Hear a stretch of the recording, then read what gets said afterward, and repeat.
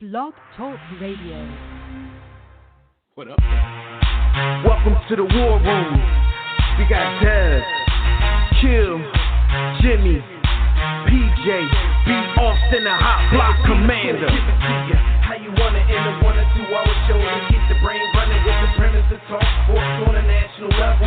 Bold with the topic, sorta like the rebels. When it's game time, they like the Fab Five during prime time. Sports conglomerates speak their minds a little bit. For sports medicine and sports veterans and greats. The 4 for 26 or the war in Kuwait. It's the War Room with 5 nights at the round table. 5 Philly guys diversified and educated.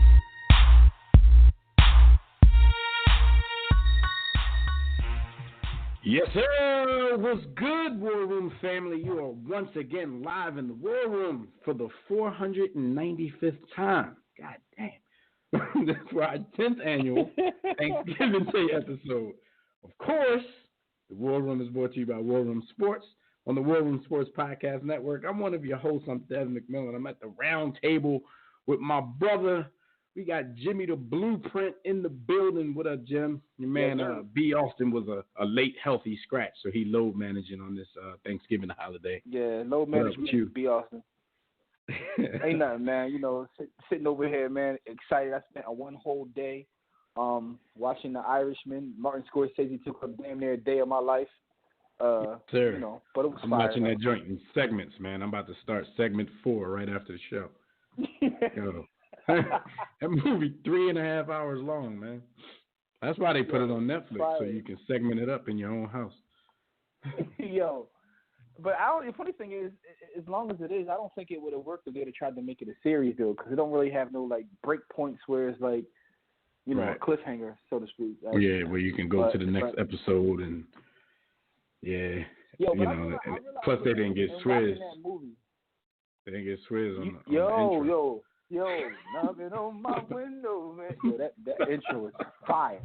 But yo, you know, we grew up. We used to watch Goodfellas like on repeat, sort of like on minutes the way they watched that tape. Yo, and that's over 3 hours long.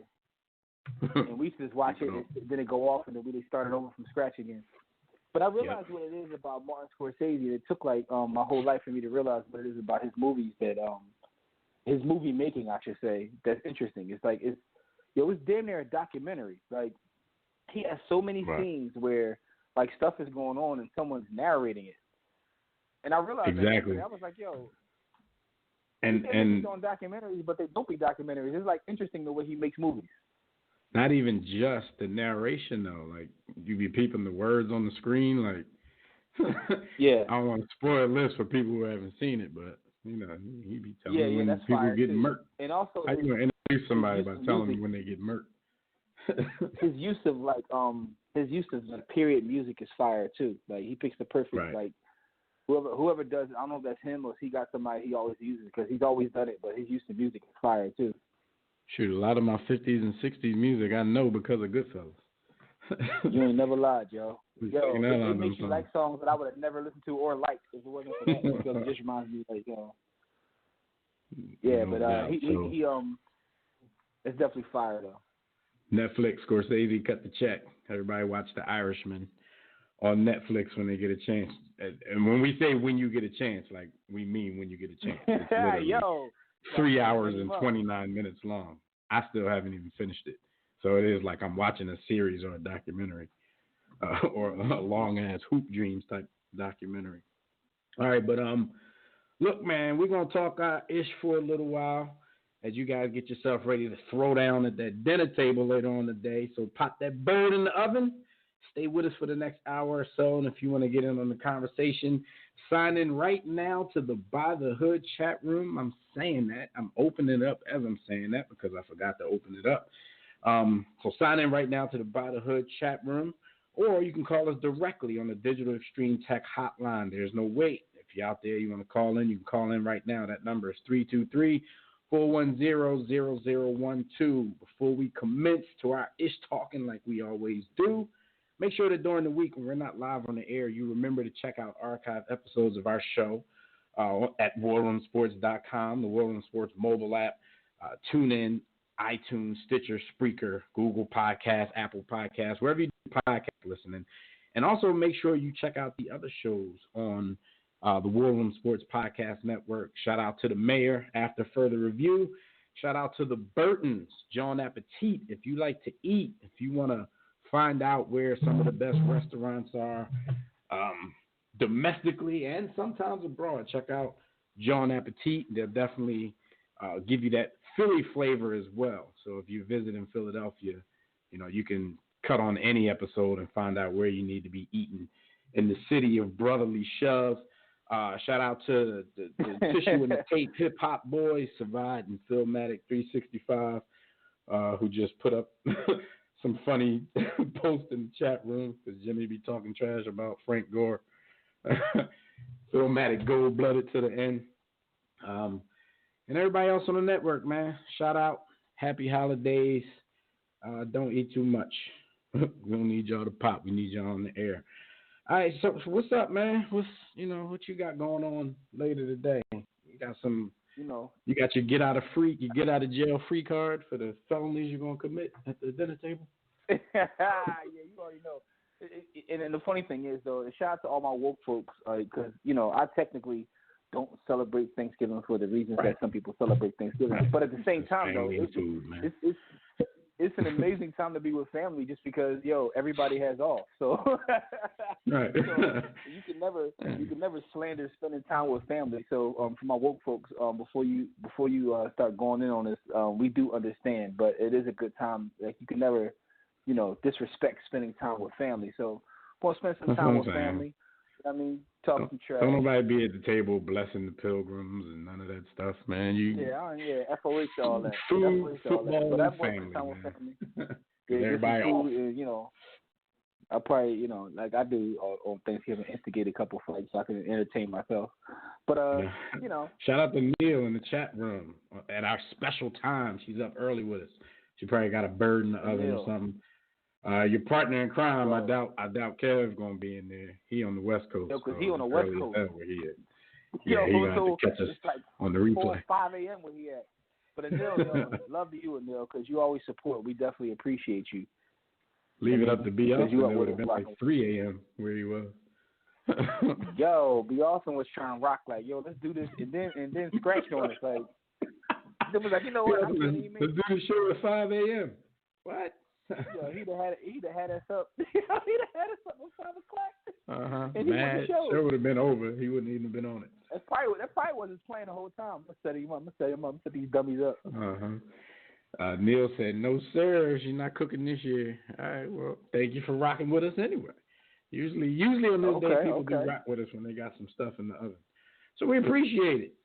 All right, man, let's get into appreciate you, Neil. some of this stuff. We got 3, as usual. We got 3 NFL games today. How come the NBA don't like to take heat from the NFL or something? How come there's no basketball games on Thanksgiving? They like, we got Christmas. They probably got some. They probably got some sort of like unspoken little. We give y'all this because they tend to do. Probably is spoken. It's probably in the collective bargaining agreement. Like, give us a day with our family or something. I don't know. I mean, because you saw Ron. Yeah, that's true. On that picture you posted of Dwayne Wade and Gabby, hype at the Sierra Canyon game and holding it down. Shout out to Gabby. Did you see what happened to Gabby? She got fired yesterday from her job on what's that whatever one of them dumb shows I don't watch. America's Got Talent, one of them type jumps. I don't know what she's doing right now. Well, she got canned. She got canned, but like the word is, and it came from multiple sources, that she got canned for basically doing the right thing. So supposedly Jay Leno was on 2019. Jay Leno was on there as a guest host. And there is someone up there with like a dog or something. And he was like, "Hey, that looks like something that gets served at a Korean restaurant." So he made like a joke, and she basically like got on him about it. And then she got on him about it. And what they did was they just cut it and didn't air it.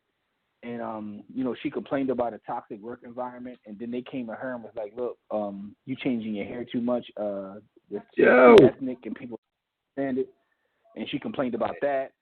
So she basically was on her 2019 John, and she did all the right things. and they told her like, all right, how about this? How about we can't use? Meet me outside. How about that? Yeah, so Jay Leno was getting cooked last night because she wasn't the only one. Everybody heard him say it. So Jay Leno was trending, Gabby was trending, and then D Wade went in on his Twitter. So it was pretty interesting, on the Twitter world last night. But with that being said, what's it got to do with sports? Because she's Gabby Union, who's D Wade's wife, and D Wade, and then Bronny, and I'm saying so we tie it all together. Yeah. Gabby got Sports Center every night. Anyway, what if wherever she working, whatever competition they have, they probably gonna be calling her soon. You know how they pounce on stuff like that. Much. We're gonna make them look bad by picking up the person that they fired for doing the right thing. Pretty much. But so she's gonna be on speaking of that, American Idol or something. What Brian said about his son. Basically, what Brian said was shout outs to Gabby and D Wade for holding him down when he wasn't there because his son played and they was in the bench allegedly going crazy rooting on Bronny because their son also plays for the team. But have you seen that team play? Like any highlights or anything on play this year? I haven't yet, but they're going to be on ESPN like 6 times this season. They got more ESPN appearances than like the Sacramento Kings. Most NBA teams. Yo, the crazy part is like, so I saw like one of them joints where they show you like all the major highlights from a game from them playing, and they like destroyed somebody by 1 million points. Wow, that's going to be crazy. I saw they must be good all around sports-wise. Probably, they probably get these sons and daughters of professional athletes all the time. But I was watching something, and they were showing the schedule for like the state or national football playoffs that were going to be nationally televised, and Sierra Canyon was up there too. So sports. Yeah, the crazy part is like major. In watching their highlights, like Zaire Wade and Bronny, like they not even nowhere near the best players on the team. They got another boy that's already a Kentucky commit, and they got a couple other D1 players in the squad. So, but I was just astounded by the fact that, like, I guess there's no more sportsmanship. You know how you get up by somebody in 30 or 40, you slow down. It looked like they was trying to, like, beat them cats by 200. Like, there wasn't no mercy. What happened to mercy? Like, I guess it don't matter. They put in their bench. They're still like a bunch of NBA sons. Yeah. Like, ain't no mercy because the people on the bench want to get theirs too. And out of the blue, Bronny is like dunking on people. Like, it seemed like a couple months ago he was barely touching the rim, and now he's dunking on people. Like, I don't know what kind of genes Bron got. My wife has a theory that LeBron was really made in the lab, and that's why you never like even get a glimpse of who his father was. And Gloria, I know his pop never tried to pop up on him. Like I'm here now, son. What happened to that? So she was like he was made in the lab, and Gloria's a fraud. Oh, wow. Gloria not even real. Like, but Brown Pop didn't even try. He didn't even try. Like, how you not gonna try when your son is like, Brian? Yeah, but you gotta show up at a press conference or something, or outside a hotel or something, or just go to a newspaper and say I'm LeBron James' dad, or maybe even Karl Malone show up when his kids get successful. Exactly. Karl Malone a piece of that's crazy. But Brian always had a personal account with Balco, so. Yeah, I know. He probably got his son on that stuff early because, how all of a sudden he jumping over cats and like within a couple months span, like, he gaming on people now. So he was in the driveway like 4 months ago, happy to be grabbing the rim. Now people just get punched.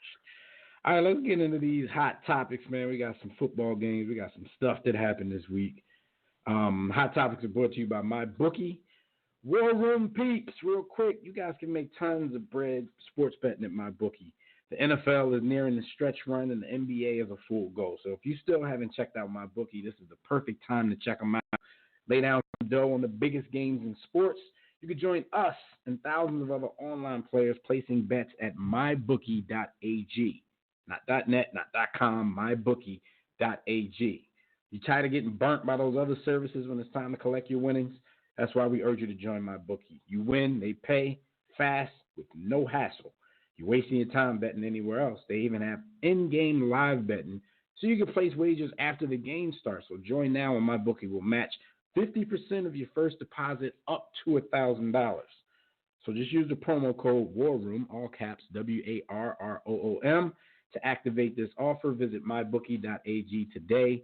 Play, win, and get paid. That's all there is to it.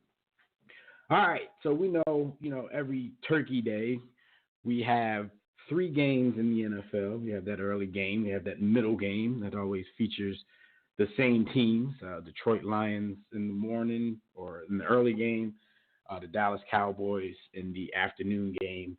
And now, of course, for the last 5-10 years or so, we have that evening game, that Thursday night football telecast.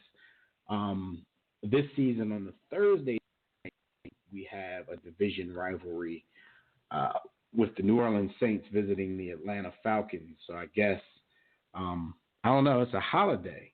I was thinking it's a Thursday night game. So is the Chick-fil-A going to be open in the stadium, or do they not open on Thanksgiving either? Somebody check that out. Yo, that's a great I question. see what my people in Atlanta working with when they go down to the game. These are the things that we need answers to. Like, those are the things that we really need answers to, man.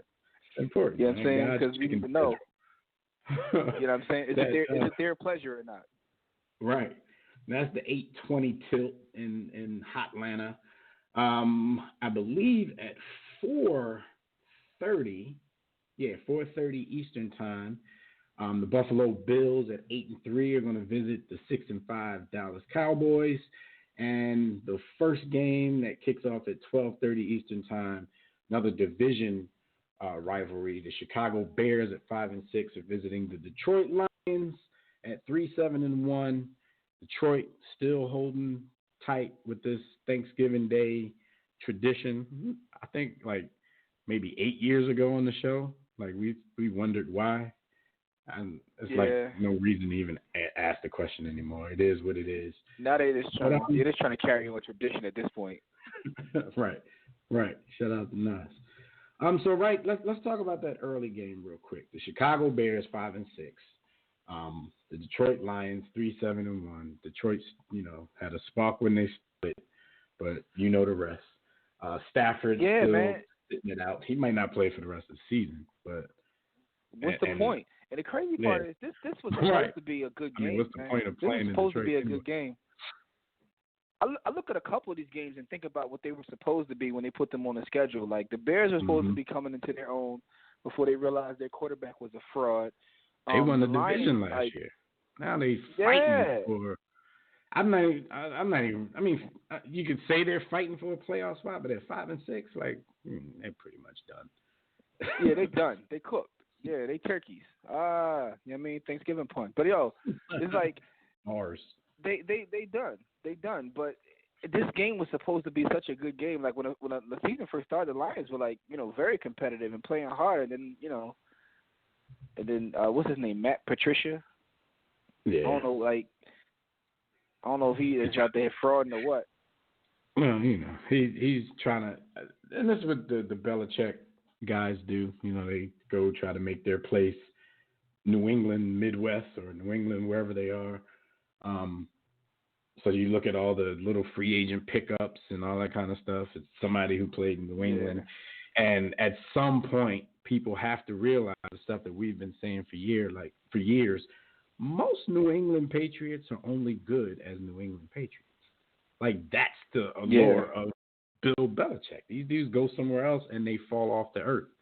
And it's proven when some of those dudes end up going back to New England and you realize that they're alive again. So it's like, maybe take the formula, but maybe not the players. I've experienced that. I've experienced that with Josh McDaniel.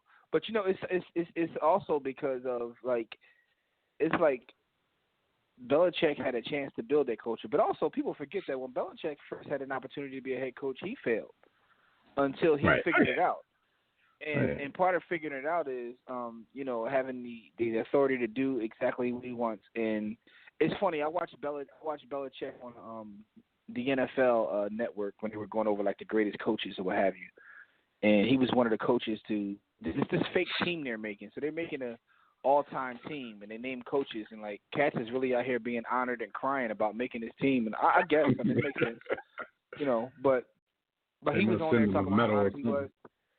Yeah, and I think it's dope. Who doesn't like to be recognized for their work? So I shouldn't say it that way, but it's just funny when it's like, yo, you do realize this is not a real team. But anyway, so he was on there talking about how it felt to be honored to coach this team with all these great players. I'm like, dude, you're not really coaching them. But anyway, but the point that he made was, I'm gonna go out here and we're gonna run a 4-3 defense.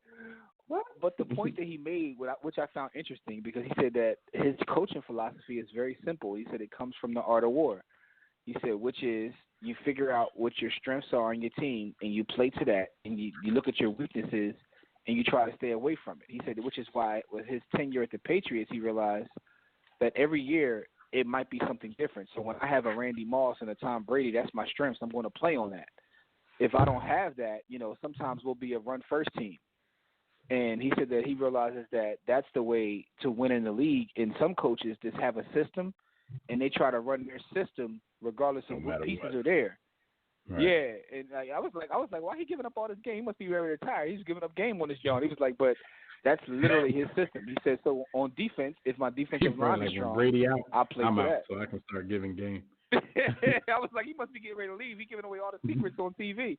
So if my defensive backs are my strengths, I'll play to that. Defensive line are my strengths. But it's just a matter of looking at what you have and, focusing on your strengths and staying away from your weaknesses. It's really that simple. And for people to do their job, like just every individual person does their job, we'll be fine. And I was like, all right, so. You know what the greatest thing about him is, though? That philosophy that you just said. Mm-hmm. Like, he does that game to game, though. Like, a lot of people, my strength coming into this season is my secondary. Like, he will change it game to game. Like, one game, yes, he will. Tom Brady will have 400 yards passing. Next game, he'll only throw the ball 12 times. Right. So can you imagine? That's what's crazy about it.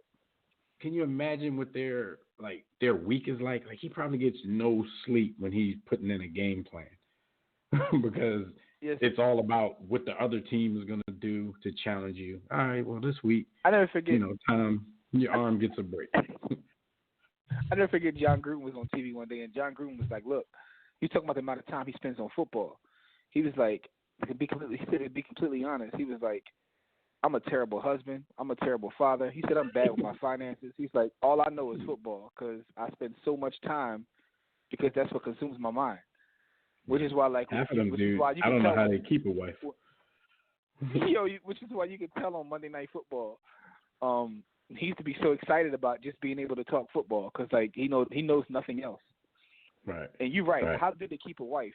I remember looking at Andy Reid and his journey to get where he is now, and they talked about Ball being like an assistant high school football coach and then moving to be a head high school football coach and then like an offensive line coach in college. Like, him and his wife, you talk about someone holding you down while he chased his dream. I mean, we even see it on the TV show when the boys living on, what's the show we watch where the boys living on campus in a little dirty dorm and his wife is like. In a dorm.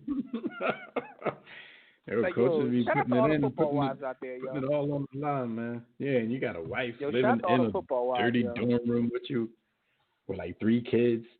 No, and this has, I mean, I wouldn't say absolutely nothing, but it just, I don't know why, when you started talking about coaches' journeys, what puzzles me sometimes? Because lately you hear a lot like, all right, this guy started as the video coordinator, blah, blah, blah. And a lot of people laugh at that. Like, this dude was a video coordinator. What do you know about basketball? What do you know about football? I'm sitting here, I think the exact opposite. I'm like, wouldn't they know the most? Like, these dudes are watching film constantly and editing and making the film for the coaches to watch, telling the coaches what to look out for. Why wouldn't they? Like, people used to laugh at Eric Spoelstra for that. And it's obvious why he's one of the best, X and O coaches in the NBA. If you're watching film constantly, like, what is there to laugh at? People. I remember reading. I remember reading Tony Dungy's book, and in Tony Dungy's book, outside of all his trying to convert people to Christianity, it was a pretty good book on the football part of it. The football part of it was excellent. And one of the things he talked about is when you get to the point where you work your way up to be a head coach, like the stuff that makes you great really isn't even X and O related. He said because you're pretty much running an organization, you're a manager of men, so it gets to be like how to manage people. You got to get people to buy in. What the hell are you talking about? Yeah, which is why, like, a lot of times coaches, like, will get gigs after the fact, speaking at corporations, talking to managers, because it's about, like, picking the right coordinator. Like, sometimes if you pick the wrong coordinator, that could be your job. Or, you know, just making sure people are all in the right place. So, you know, that's why Phil Jackson had Tex Winters install his offense, and he just ran that Zen shit on everybody. Exactly. But the thing is, like, the ability to bring in the right people, that's like crucial. That's crucial to being a coach. Like, imagine you bringing like the wrong coordinator, and he just, like, you know, ruined your whole job. Which is why you see sometimes coaches just fire all their coordinators. But you know, Tony all this Dungy, goes back like, to Matt Patricia. He was like, yeah, the principles of the Tampa 2 defense, and have you accepted Jesus Christ as your Lord and Savior, you would know how to do this. Yo, he definitely was on the recruit John in the book, but the football parts were absolutely, like, it was interesting to see his journey. Like, the football parts of his book was absolutely fire. I ain't gonna lie about it, but he definitely did get in his Christian bag. But we'll talk about the right way to tackle him and ask you if you have a church home. Yo, I hate people ask me that. Because people will come up to you in the middle of, like, yo, just anywhere. Where's your church home? Huh? In the middle of something ratchet. Bedside Baptist, cat. Yo, but listen, Matt Patricia, like, I realized he was a fraud. Tobias pointed out something to me. Shout out to Tobias, because I don't know if he can call it a day, because, you know, it's in our normal time. Said he was. He probably overslept. Yeah, I know. He pointed out something to me in the beginning of the season. I was like, yo, boy is a fraud. He was like, the boy's a fraud, because this whole thing with this pencil in his ear, that he walks around with this pencil, yet the sheet he always carries is laminated. So what is he writing? Right. That laminated sheet. He just found a gimmick. That's his thing.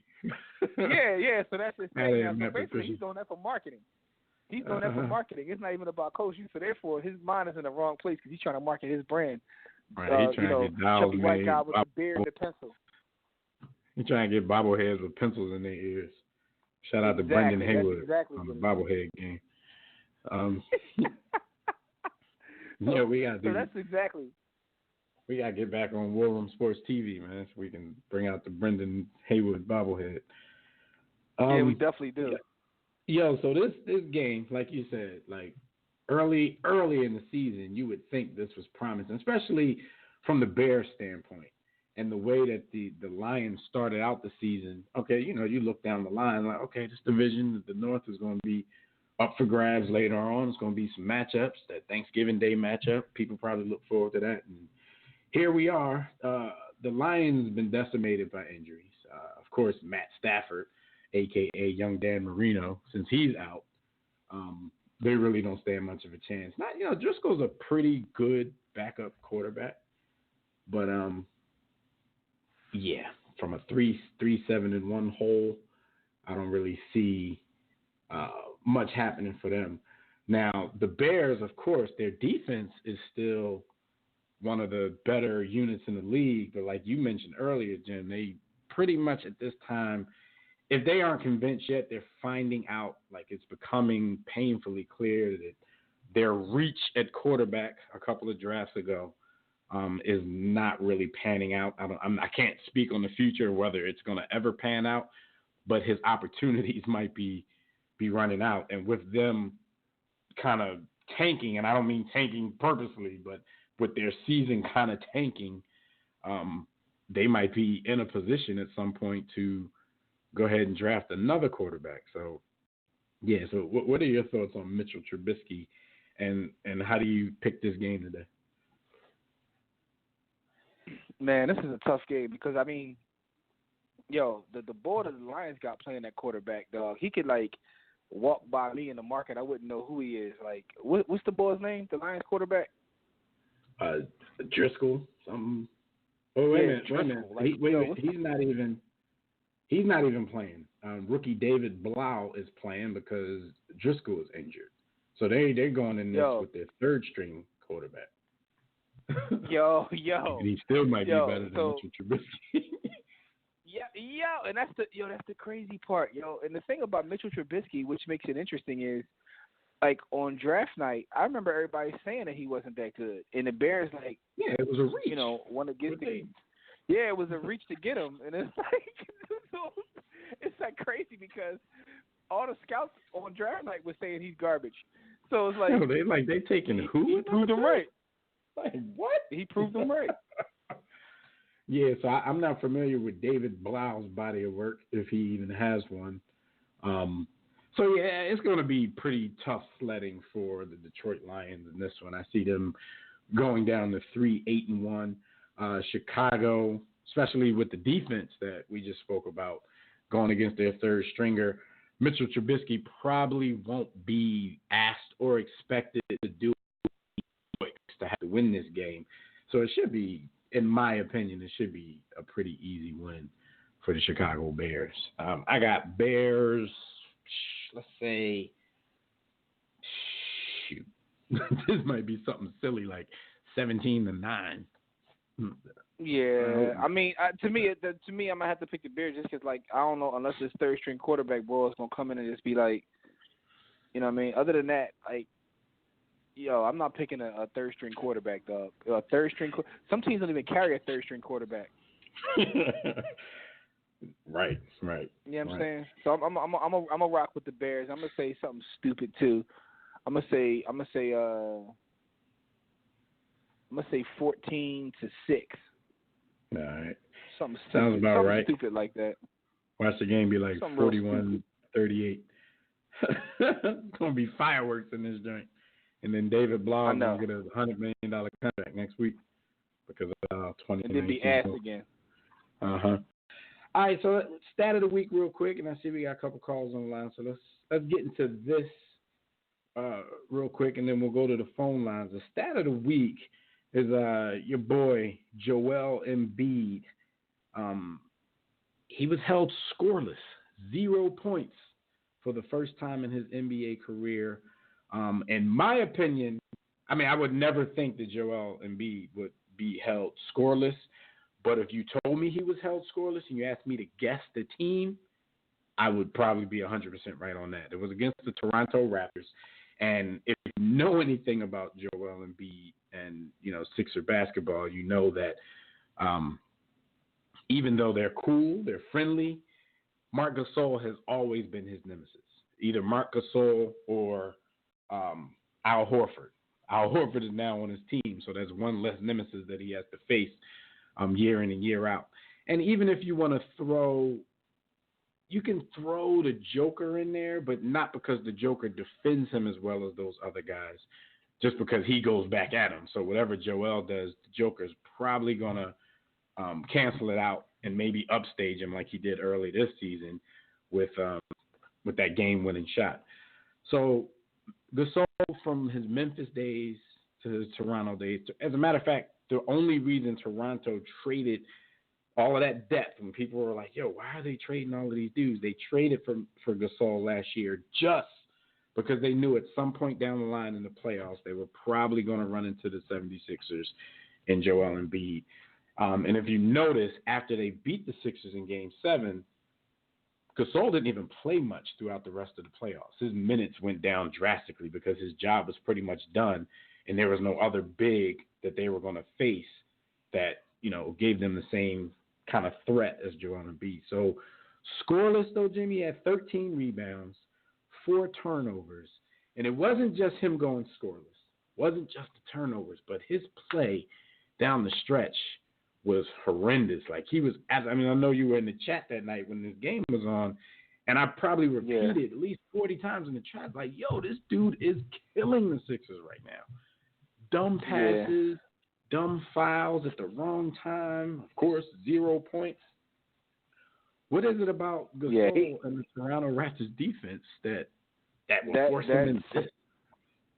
Yeah, that's his kryptonite, and it's weird to see, but it's also amazing to me because that was part of it. But then, Toronto's defense in general, they play excellent team defense, and it's amazing to be watching them play this year. Quickest double teams to him that I've ever seen, and he really doesn't know what to do. Yeah, His pass. Not at all. And the thing is, it's also amazing to me to see like that run they went on, not just winning the chip, but the whole run.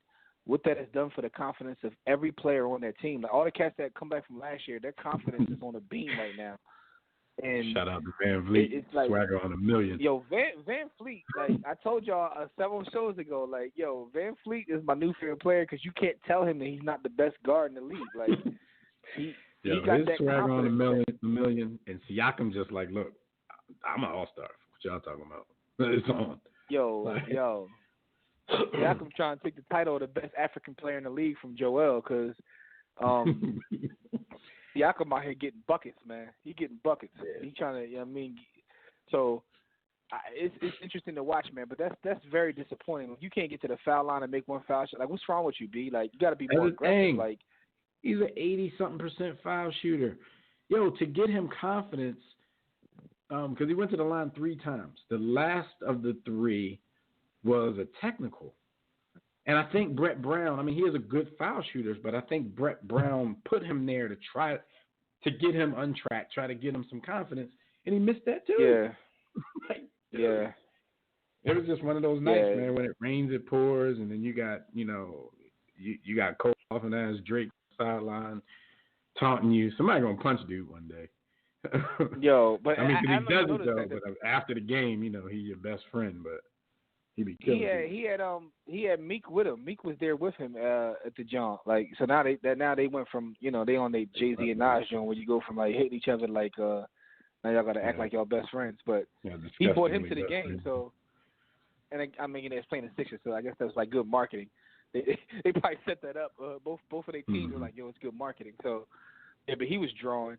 But man, like you said, when it rains, it pours. But they gonna have to see them later. So Toronto's tough, man. Toronto's tough. Yeah.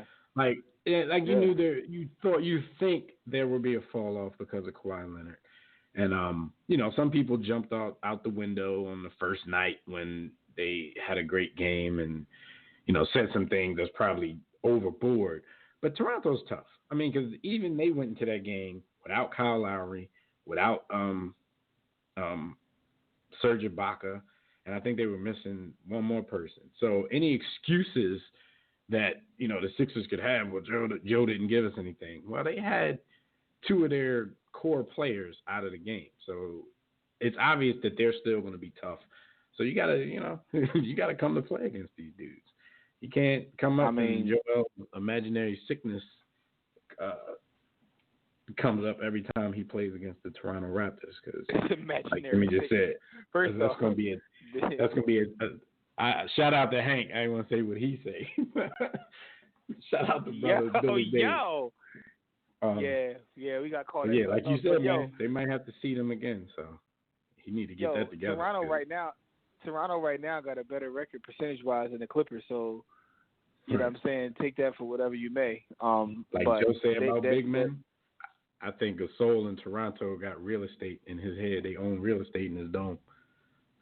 Yeah. But maybe it's just about to because who knows, man? Because like Marc Gasol went from being like, I remember when he was younger, they thought he was going to be like the next great offensive talent, and he went from being that to like one of the best defensive big men. Right. That's what I was saying. Let's not forget people. He's a former defensive player of the year, so he's no slouch. Yeah. It's not just Joel he gives problems to, but Joel is supposed to be the best big in the league or one of the best 2, however you slice it. And, the defense he plays on him, he frustrates the dude every time. Even if Joel, if he gets 20 against Toronto, it probably took him 22 shots. Yo, Gasol wants to be like one of those talented European guys to like being a tough guy. Like ever since like he played those couple of years with your man Zach Randolph got him down there and toughened him up to the point where they start calling other people soft. So the funny thing is he's so mild mannered, so you don't even look at him like that. But then when you watch him play, like yo, dude, tough as hell. Yeah, he looks like he's done, but you can use him to defend cats. Let's go to the phone line. Powell still give him 30 in his prime, though.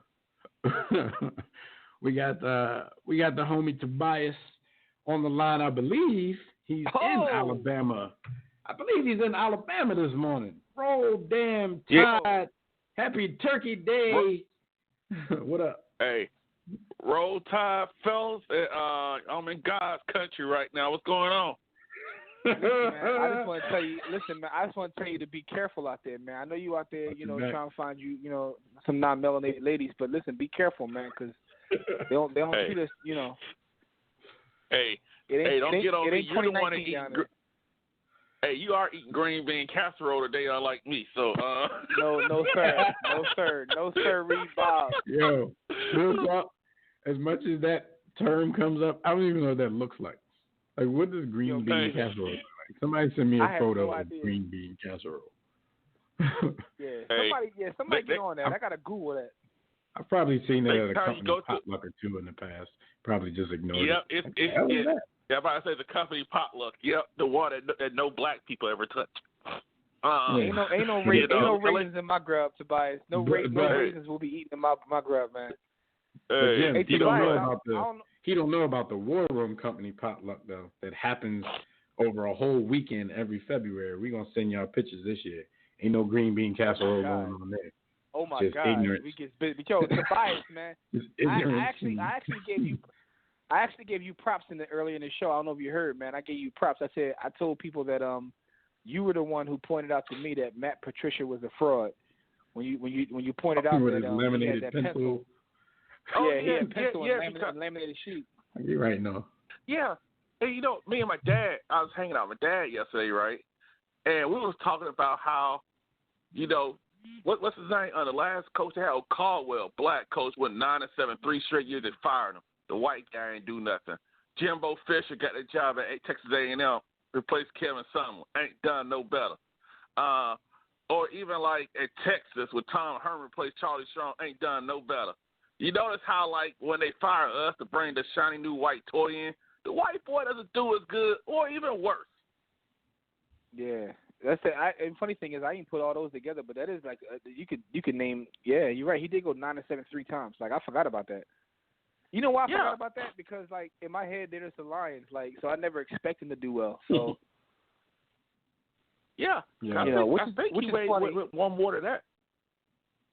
Which is funny because Matthew Stafford is going to end his career as like one of the greatest quarterbacks, statistically speaking, to ever play the game of football. And young Marino. It's gonna be a bunch of meaningless numbers. Already he hadn't quit yet because he keep getting money. Everybody else like Barry couldn't take it no more. I know Lions been tackling early. Megatron was like, "Yo, I'm done with y'all cats." Barry was like, "Yo, I'm tapping done." out, man. Like what has to go on in that franchise for dudes? Those are two dudes that a lot of people out there would argue the best ever at their position or top 3, top 5 at their position of all time. I got the answer they just for you. Tap out when they have they can have all time records, but they just tap out like peace. I got the answer for you. What's the answer? I got the answer for you because it ties in Lamar Jackson. It's not how high you go, it's where you go. And look where they went. Look where Emmitt Smith. Yeah, look where Emmitt Smith went, and he's not even half the talent Barry Sanders was. But yo, it's just I'll about tell you one where thing, you go. man. I don't know if Emmitt is as talented as Barry. Probably not, right? But I think that for a lot of times Emmitt gets disrespected, man, because Emmitt, people always say, "Oh, the offensive line," which is true. He had an amazing offensive line. Emmitt was talented, man. Like Emmitt even had like a couple of flashes in Arizona where he showed you out there. Because Emmitt, to me, from someone who watching the game, Emmitt had the best balance of any running back I've ever seen play, and his vision was amazing. I think Emmitt gets pooped on. People act like Emmitt didn't have game. He just played behind an amazing line. But Emmitt was very talented, man. He didn't take the big hit either, and that's one reason that he stayed so long. Because Emmitt was like, "Hey, I'm going out of bounds." That's part of his smart. Game. That's part of his game. And that was smart too, because look how long he lasted. But even like Floyd Lamar, right? Skill, vision. And His Don't vision take is the big amazing. hit. Watch him play at Florida. Watch him play at Florida. The way that he sees the whole that stuff is talent, man. He was very talented, but I think that because he played at a time when Barry played, and they always compare those two. They always say, "Hey man, when Barry was always running for his life." I mean, part of the reason Emmett didn't run for his life That's is because probably why Barry his quit. vision. That's why he quit. He was ran. always running for his damn life. Emmett didn't run backwards. Emmett ran straight into the side. He had very amazing balance. Yeah. He was like perfect for that. Like Trent Richardson. We would malign Emmitt Smith for how good the Cowboys line was, but like Jimmy said, that takes vision. Like I've seen running backs. Shout out to the dude that played with the Eagles last year, Adams. I've seen dudes run past holes that you can run a Mack truck through and just miss it. Trent like, Richardson. yo, what are you doing that dude? Yo, like, I've seen Ricky Waters get the ball, have a hole the size. Ricky Waters would get the ball, have a hole the size of like the biggest street in America, and start jumping just because that's what he did. Like Ricky Waters just jumped. Like, what are you jumping for? I still say none was bad as Trent Richardson, man. That dude he was blind. I know. Yo, he was in blind this as a show. bat. We used to say, we think Trent Richardson needed LASIK or something, man. This dude was running past holes the size of Superhead and just wouldn't like. I'm like, yo, and go the opposite way. Like you're trying to prove something. Like I ain't gonna run through that hole. Thank y'all, but I don't need it. It was like Hercules. He looked like he had game, and I don't know what he was doing. I guess, hey, Tobias was like, look, we got our use out of you. You was great in Alabama. I don't know what the hell he did. Yeah, I know. Hey, he got us got 2 national titles out of him. We're good. But you know what? No, like y'all, people talking about Lamar, right? And everybody thought, all these teams passed on him. Lamar, let me talk to you for a second, young man. Aren't you glad right now you went to the Ravens and picked 31 or 32, whatever it was, instead of the Cleveland Browns? Right. The Arizona Cardinals. Yeah. At the time. Buffalo. The fact of the matter is, sometimes, people act like you come into the draft, though, you're looking for that bread. So, but, you know, he got a chance to earn it back. But, you know, I can see why people get upset at first. But sometimes you land in a great position. It's funny, though, when we play that game, because we can play that game with pretty much any team ever. Like, look who you passed on. I mean, the fact of the matter is, even in season 1, cats were saying he should switch positions. Like, they were mad even when they made the playoffs. That's what I'm saying. Like, I mean, but you know, this is why, no matter like how good you are at high school, even before high school, and college, like you can't really measure someone's heart and how much they work on their game. Because there's guys who probably just are so talented but don't put forth the effort. Like, you can see that he worked in the off season because he's coming back with stuff in the second season, and it could just be maturity. But you see things in his game that he didn't have last year. So you can't measure that. Like, you can't measure someone's work ethic and how much heart they have. So that's why you see guys who are uber talented, the Tim Thomas type guys who have every thing available to them, and they get to the league and it just doesn't show. So, toolbox. I mean, but you're right. Where you're drafted does matter because you can end up like David Carr where you become shell shocked, where you have talent but you're so afraid of getting sacked that what's his name? Not Derek Carr, David Carr. Whatever David. Carr. It was David Carr, yeah. The Carr that got in a lot of accidents. David. The Carr. It was David Carr who used to get. Boys used to get sacked like if they had 3 downs, he would get sacked at least 2 of them every time out. Yeah, I will never forget that ESPN ad where they had this dude walk up and his line was invisible. I'm like, if that was network playing the NFL game, that was DirecTV, Joe, wasn't it? Yeah, somebody. But if the network that's playing your game are making fun of you because you have no line, it's like at some point somebody in the front office needs to take heed to that. Like, you're a joke right now, and you drafted this highly touted prospect, and you're ruining him because he's going to be afraid of human touch. Like, his wife probably felt the effect of how many times he got hit. He probably got intimacy issues later in life. She try to touch him. He's going to be curled up in the bed like, leave me alone. Yeah. Man, I gotta ask y'all about the Lakers, man. I gotta ask you about the Lakers. It's like LeBron. We got some people on the line. Tobias like, look, it's early. Because I was talking to the lady, right? And we was like, LeBron probably nobody was saying this, but LeBron probably got humbled last year because you know how he can just chill out, drink wine when he was in the Eastern Conference, and like, yeah, I'll show up on LeBron. But like when in the West, it's a whole different ball game because so many more teams are competitive. You don't have 8 Chicago Bulls lying around the East totally dysfunctional and got crap coaches and white privileged general managers who unqualified to get jobs. No, I don't like to give Brian excuses, but I still wish he would have never gotten hurt. Because he might have still Is it humbled or is it rest? Is it humbled or did he get rest? Because remember, this is the first time LeBron didn't have to play like late into the season. Like, you know, he's still human. So is it humbled or did he actually get some rest? Because he had a lot of time to re-up on his Balco treatment. Yeah, but you notice how his demeanor is too. His demeanor. But I know you guys got to run. I want to say, you know, stay woke, fellas. Alabama by at least 10 points to the Iron Bowl. God bless America and God bless Roll Tide. You guys have a great day. My man said stay woke and then start talking about Alabama. I know. That's how he act when he in Alabama, so he got to act that way. Let me find out if something in the air. Yeah, we got Philmatic 365, one of the hosts of the Tissue and the Tape podcast on the line. Philmatic, what up? What's up, fellas? What's the deal? Phil, what's up, King? Listen, man, you already know, man. I might be throwing grease on this fire, but I wanted to congratulate Phil. His man from the U and his ex-49er, Frank Gore, has moved into third place on the all-time rushing list. I don't want to tell y'all about all the arguments between him and Jimmy. No, because shout out to Francis inmates, man. No, see, Jimmy made a perfect point for me already. Go ahead. I'm gonna say on the air. Don't think I'll be slandering Frank. I don't be slandering Frank. I actually like Frank Gore. I think I do like Frank Gore. I'm just being honest. When I'm looking at his numbers, like I just don't think he'll be. And Dev brought up a excellent like Megatron. Megatron, as good as he was, like I forget at times he played football already.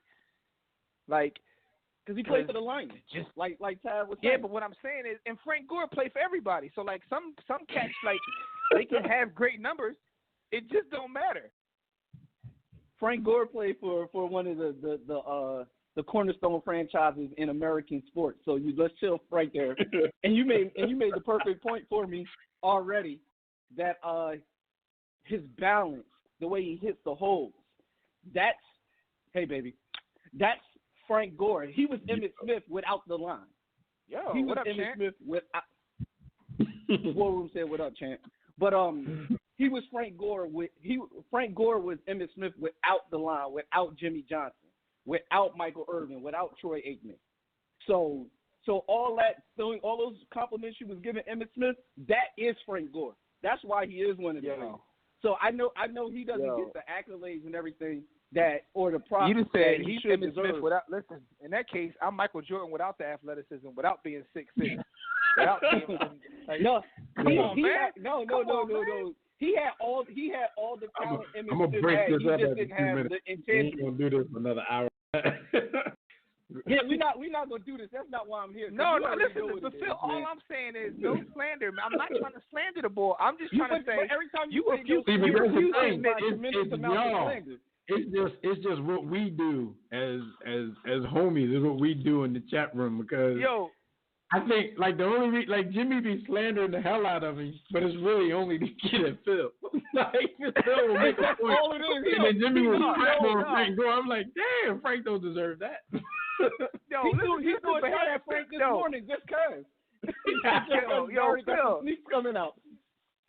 Phil, you gotta pick my point though. You're gonna have to admit my point. Like I'm not slandering. Hey, Phil, that was kind of me instigating. Let's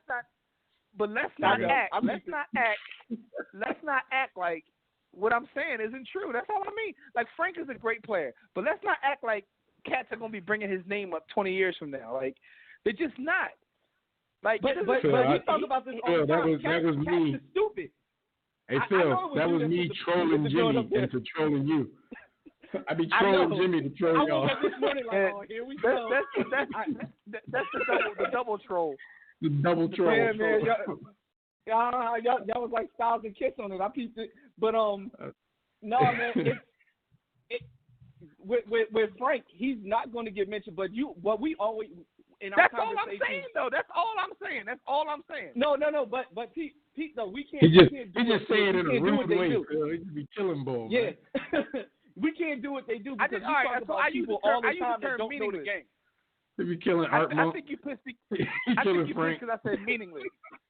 I think you pissed because I said meaningless. But, I mean, at the end of the day, these are meaningless numbers, though. Like, Dominique Wilkins got a bunch of meaningless numbers. Like, they're meaningless. Who has even more meaningless numbers than Frank, if you would have really busted down. I like him, too. I like Frank. I like both of them. But you don't slander Larry like you do Frank. Because nobody else gets emotional over it. Because if I slander Larry, if I slander Larry, guess what? Everybody going to agree with me. Because y'all going to say, yeah, that's true. You refuse to admit what I'm saying is true. I already used Larry in my examples. When we was talking about Art Monk, I brought up Larry. If I say Larry got meaningless numbers and nobody will remember, are y'all going to say? Because he played in one of the two hotel towns, man. The Cardinals not even a real football team. You know, they had their shining moment, but a cornerstone franchise in American sports. San Francisco 49ers. Yeah, but anytime he though. ran for 10,000 yards with San Fran, anytime you do something on one of the cornerstone franchises, it's automatically magnified. It's why Megatron can be forgotten because he played for Detroit. It's about where I don't think it'll be magnified. I mean, you even said yourself, Bull had a regional deal. What's a regional deal? Like, dude, the fact of the matter is, he played for deals. Listen, He played for the Niners, he right? Did. He played for the Niners. Who did he play for after that? He went to the Colts after that. All right, so how many yards does he have total? He was supposed to come to the Eagles. Yeah, 16,000 and some change. And he got 10,000 of the 15,000 with the Niners. Yeah. So that means that he got 5,000 with like 5 other teams. With 3 other teams. Relax. Okay. All right. I thought he played for. Oh no. All right. So he played for. All right. So he got. That's why I be asking Jim. He played for the Colts, the Dolphins. How the ball get in this conversation? He stayed. And then here's the other thing. He plays running back. Anybody the average lifespan for a running back is like 2 or 3 months in the NFL.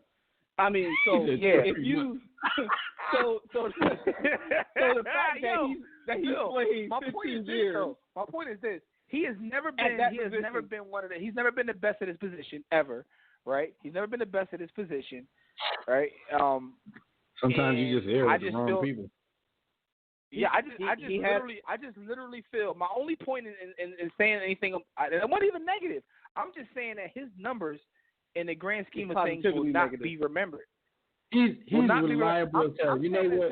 You know who? But you talking about everyday fans though. You're not talking about people that know the game. Like I mean, you have a. But even people that know the game don't bring him up. I talk to people that know football. He's gonna be like Curtis Martin. Curtis Martin don't get his props. Exactly. And Curtis he should. Don't even get mentioned but Curtis anymore. Martin, like a lot of people forgot. If you start naming back, you're not even gonna name him, and he probably in the top. That doesn't mean Curtis Martin wasn't good. No. I never said he wasn't good. No, I'm bringing him up because Curtis Martin was great. But, people. Phil, that's all I want to hear. I never once said that the gentleman wasn't good. Come on, say it. Say Frank is great, and we'll dead it. I won't bring it. Say Frank is great. He's a good running back. He's a good running back. No, that's not what I'm saying. Is he at the table though? Is he at the table? He's serving. He at the end. He might get some macaroni last. he might get some macaroni last. But yeah, I mean, it might be. Listen, he might get that burnt corner. Only way he's at the table. Only way at the table is if it's his pleasure because he's serving.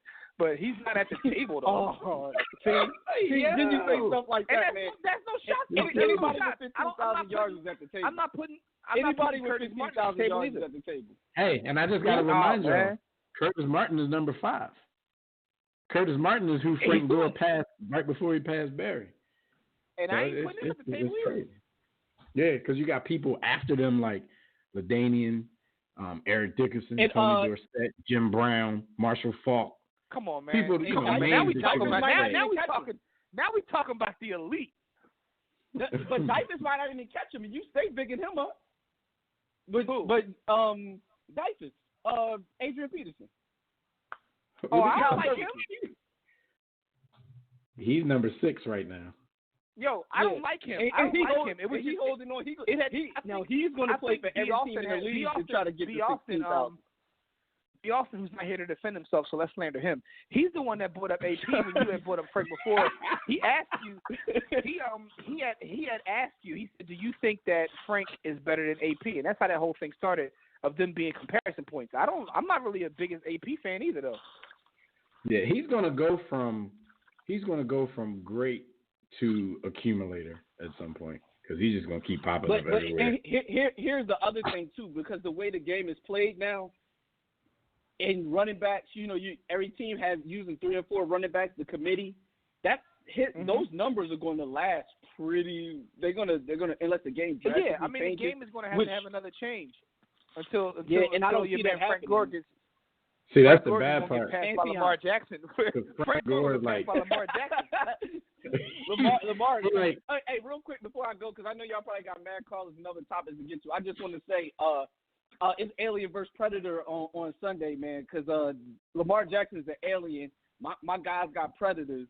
If we can't stop them, I don't know who can. And it's going to be probably the toughest task.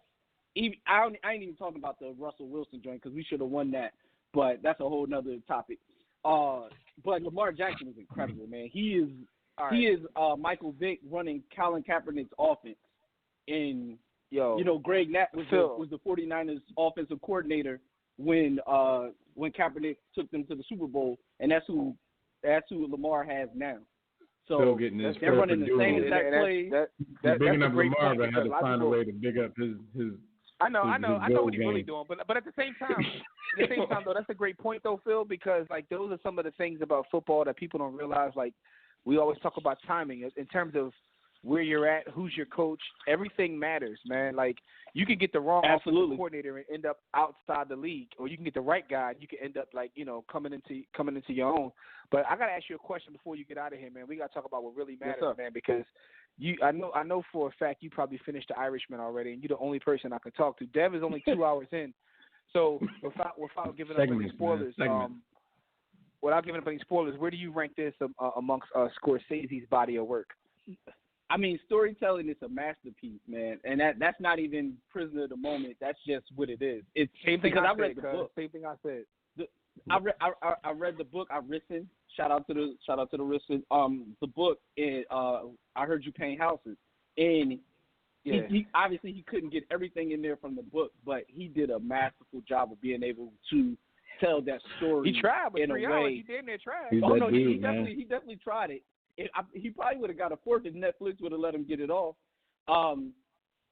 It always makes me wonder, just as a side note, I always wish they would do something like that, maybe as a 6-part, 1-hour series, and just do 6 parts, and then you can tell like the whole story, and then you don't feel like you getting OD with content. It's like just do a short run miniseries. But what the difference is these days, Phil? Like back in the day when I liked a movie, like I watched it a million times. Like I'm not much of a repeater of movies these days, especially something that's 3.5 hours long. Comedy for so me. It's going to be difficult for me to rank it. Maybe not among Scorsese's, but I'm saying that because I personally think Goodfellas might be the greatest movie of all time. That's just me. Goodfellas is here's how crazy it was. So I didn't. That's not it.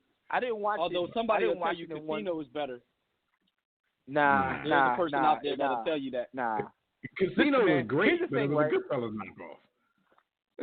Here's Goodfellas rest. Can it be a knockoff if the same person did it though?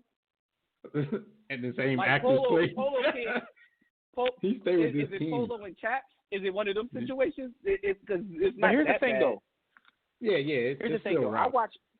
It ain't Ralph though. The movie was so good. The movie was so good to me. The storytelling was so amazing that like I watched it in 2 settings.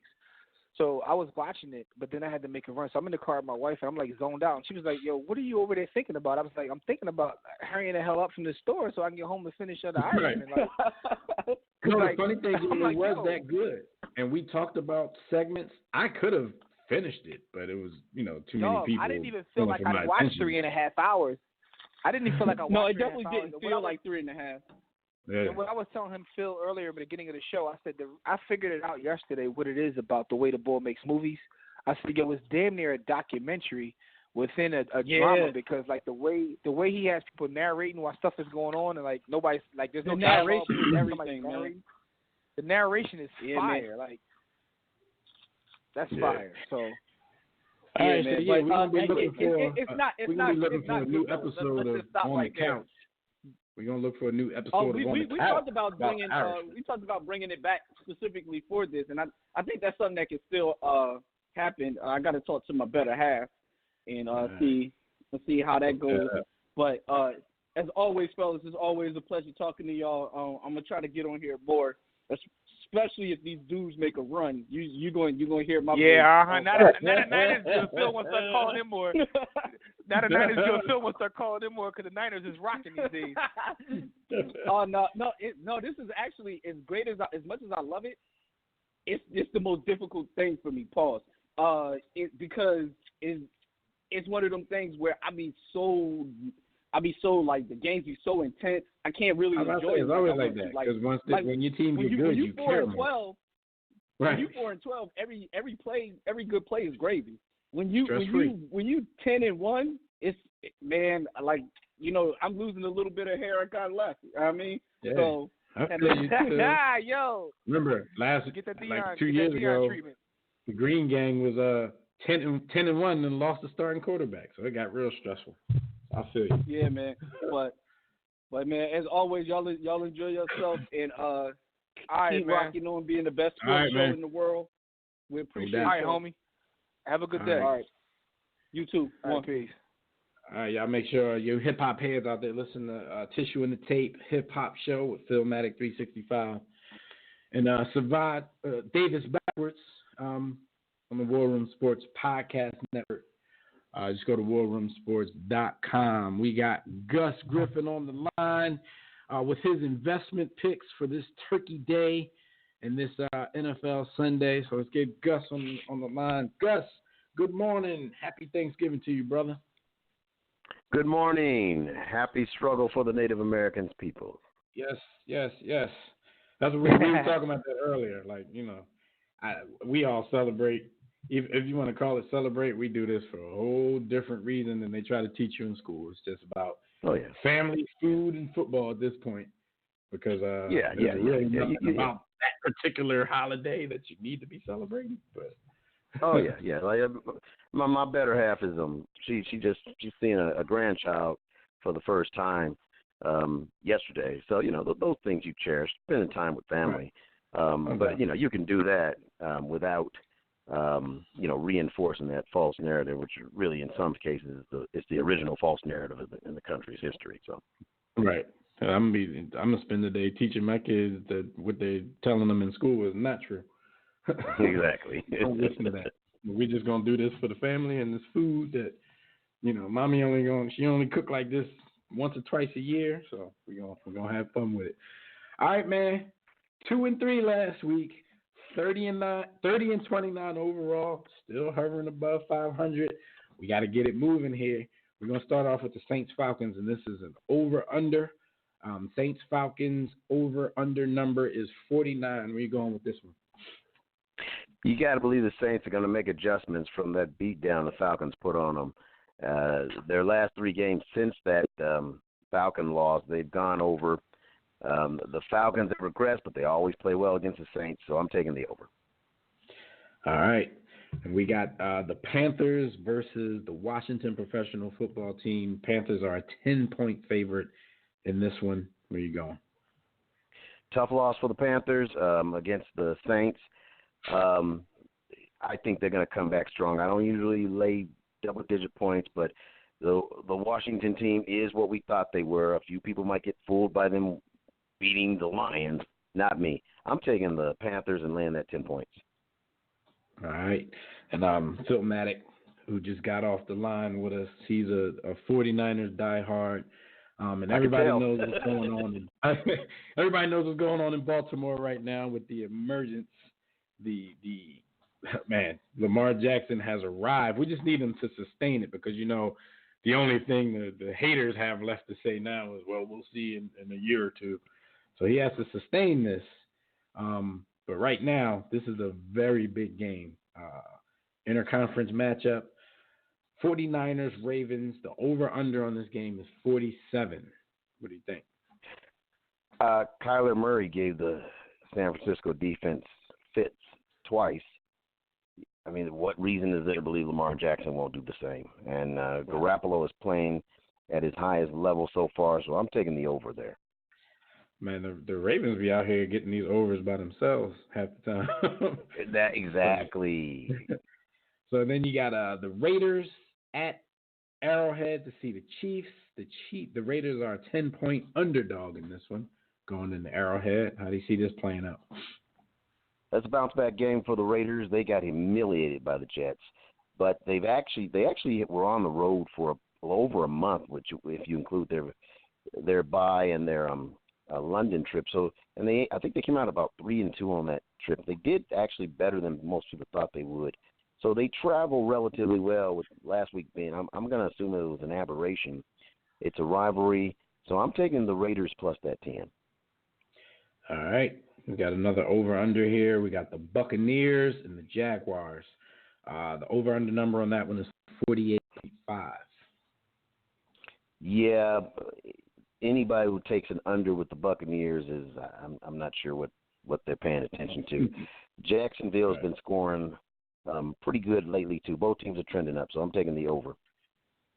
Yeah, you got to, because Jameis, he's going to give the other team short fields. He keeps to both score. teams in the game. And yeah, I'm about to say, then once they do that, then he's going to get on track and he's going to put up some numbers trying to keep them in it or bring them back.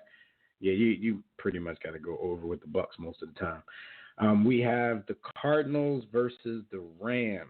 The Cardinals are at home, but they are a 3-point underdog. Yeah, Jared Goff is lost.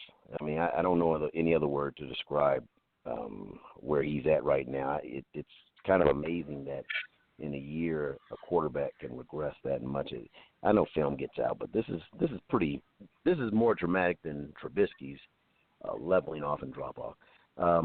The Cardinals have played they've lost a lot of close games. I got them plus the 3.5. Actually, I think this is going to be one of the upsets of the week. Okay, because of Goff struggles, is Sean McVay no longer a genius? They crown him. Well, I mean, and I know it's a little different with a coach and a player, but I try to avoid the captive of the moment thing, and you're talking about Lamar Jackson. He's magical to watch right now, but again, you got to avoid. Yeah, and my question on his sustainability is the style of play. Nobody's sustained it with that many quarterback carries. It's more that than it is his ability. That's never been a question in my mind. But so I think McVay is a bright mind still. I've always felt that, but I hold off on labeling anyone genius. That's the thing. He's so young. He has time to get there, but we don't. Exactly. We as a society, we don't allow that time. You have a spark, and oh my God, he's a genius, and this and that, and we gotta give people time to grow because they're gonna have some growing pains. Everything's not always gonna be great, and then as soon as that happens, then we're calling him bad. Oh, he's terrible. Yeah. Well, it plays well for really for what we're engaging in now.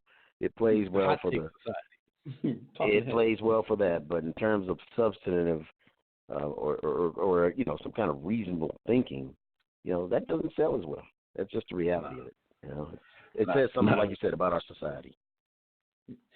All right, so we have the Texans versus the Patriots. The Texans are a 3-point underdog. I believe the Texans are at home. Yeah, 3-point dogs. They are at home. All right. The Patriots' offense is just pedestrian. I mean, that's the only way you can describe it. But their defense is elite. They're fully capable of taking away DeAndre Hopkins.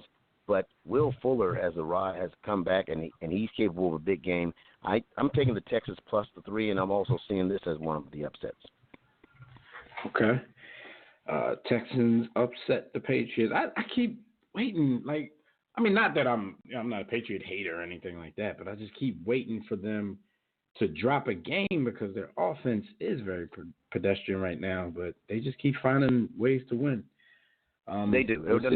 One other thing to remember about the Patriots, they're going for their 4th consecutive Super Bowl appearance. It's only happened once to what I feel is one of the most underappreciated teams in certainly in NFL history, if not sports history, the Buffalo Bills. Going to 4 straight seasons. They played a total of 9 additional games over that 4-year period. And the 5th year, they dropped to 7-9. They're just tired. And, the Patriots could very well take a turn like that for many of the same reasons. Okay. All right, so we got another over-under here. We got the Vikings and the Seahawks. Over-under is 49. Yeah, both declining defenses, both improving offenses. Again, no one's afraid to go to Seattle anymore. I think this is going to be a shootout, and I'm taking the over. All right. And last but not least, you mentioned them already, but for the people who didn't catch it, what are your upset specials for the week? Cardinals over the Rams, Texans over the Patriots. Oh, let me give you one more. Long shot. Don't be shocked if the Bengals beat the Jets. They're getting Dalton back. My boy, Boyd, if they ever get some stability at quarterback, Boyd can be a star at receiver. Don't be shocked if they get that win this weekend. Is AJ Green ever going to play? I'm asking for my wife's fantasy team because he's been holding her roster hostage for about 12 weeks now. Like, come on, AJ. Look, I had Antonio Brown, so I don't have any sympathy for anybody with any fantasy struggles, man. I'm not the one. I'm like, just drop him. Like, he ain't helped your team this far. If he does come back, he might not even do much. I'm like, at this point, he just won't drop the dude. All right, man. We appreciate you joining us for our special time. I know it's early, and this is a day where people. We appreciate you, man. Thank you. Yeah. No problem. No problem. We're gonna go out and do the family football game in about an hour or so. So. So you pre-gaming right now. All right. Yeah. Don't get hurt, man. All right. All right. We talk to you next week. Take care. All right. That's Gus Griffin, everybody. Make sure you go get those bets in. Matter of fact, go to mybookie.ag. Put in that promo code War Room, all caps. Place your bets, people. All right. Quote of the week, man. Quote of the week, Jim. This is short but sweet. Like, truthfully, I don't know if I've heard anything more real. And the quote of the week is, it's funny when you first sent this to me. They have to be perfect for 12 rounds. I only have to be perfect for 2 seconds. And that quote comes from heavyweight champion Deontay Wilder, who just defeated Luis Ortiz, in a rematch with a 7th round knockout with a vicious right hand. The reason why I say this is the realest quote that you would ever hear is because just like every other fight Deontay Wilder is in, this dude damn near loses every second of every match. Every time, and he hunts and he lands that big right hand, and it's all she wrote. He knocks your block off. Luis couldn't get up for the count. He said he thought the count at the end. He said he went down with a clear head. He heard the ref say 7, so he started to get up. He said he think the count went a little quick, but he didn't harp on it. Like, he's not using it as an excuse. He didn't harp on it after the fight. His eyes was glazing. But how real is that quote, though? Because anytime Deontay Wilder fights, like, he gets a boxing lesson from everybody he fights, but it's difficult to do that for 12 rounds without getting caught with one of those cannonballs that he has hanging off his right wrist. Crazy, man. Well, first off, I just want to send a shout out to the brother who, felt the need to upload the whole match on YouTube the very next morning, although it got removed. Because as a washed brother who can't make it, at night to watch a fight anymore because I'll be knocked out, it was definitely appreciated. So I watched the whole fight the next morning before it got yanked down. You know what I'm saying? Come and get me. But the crazy part is one of the comments in the on the YouTube channel, because I wasn't the only one watching it, was like, "Yo, it's unfair. It's almost like he has a machine gun in the ring and just decides when he wants to use it." And, and it's funny though, because the one thing about this fight I will give him credit for, he seems to still be getting better, and many people forget that he didn't start fighting until he was 19, which is like late for someone to become a professional and compete at this level. So I think he's getting better because he didn't do the Deontay Wilder usual where he's out there throwing wild punches trying to kill somebody. Yeah, he's trying to box. He was trying to box. He still was losing. Let's not get it wrong. He still was losing, but his patience is getting better, and he picked his spot. And when he picked his spot, boom! Once the boy got comfortable in there, because the boy was getting comfortable because he was giving out lessons. Yeah. Boom! Right, it's over. See, it's over. The only chance that anybody has of beating this dude, because it's going to be difficult. I mean, Tyson Fury made it to the decision, but he kind of didn't, because he's giving him a lesson all night. And then in the 10th round, he caught him with one of those shots that no matter what the scorecard says, you know how judges judge fights. That's going to change the complexion of the whole fight. You know what I mean? So you kind of didn't make it. Like, he needs to find somebody who has boxing skills and knockout power.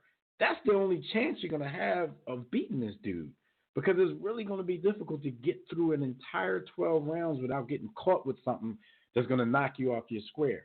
So we know every time he has a fight, the comparisons start, and everybody want to bring up Mike Tyson and all that kind of stuff. Yeah. And then they want to make sure they say, how would Mike Tyson in his prime fare against Deontay Wilder, which I think it's an unfair question, kind of, because Deontay Wilder stands, like, they'll say that, like, Deontay could beat a prime Mike Tyson, but then they start naming fights as their examples that's way outside of Mike Tyson's prime. Personally, as great as Mike Tyson was, like, I never want anybody to get me wrong. When I talk about the greatness of Mike Tyson, I'm always talking as a what if. I'm talking, like, because he's like one of the biggest cautionary tales in sports history, in my opinion. I think as great as he was, Mike Tyson's prime was very short. And I'll still put him in his prime after the Buster Douglas loss. Like, we've had all the speculation throughout the years of, he went in that night. He looked like he was drugged. He might have been on them. And everything that people say about Mike Tyson, there aren't excuses. Research his life, read his book, talk to Robin Givens. To this day, do what you got to do. Here's the crazy part. Everything Mike Tyson was real. Like, this had dude was way on too much going on. Way too much. So I still, even though he lost to Buster, I still look at that. I say his prime probably ended after the second Razor Ruddock fight, because that was the last fight he had before he did 3 years in jail.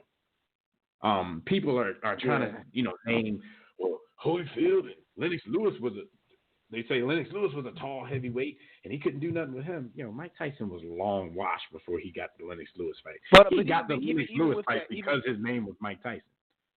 Yeah, even with that being, Lennox Lewis was a different fighter than Deontay Wilder. A lot of times it's also, the whole cliche, which is true, is of styles make fights. That's why it's kind of difficult. But Lennox Lewis was in his own words, a pugilist specialist.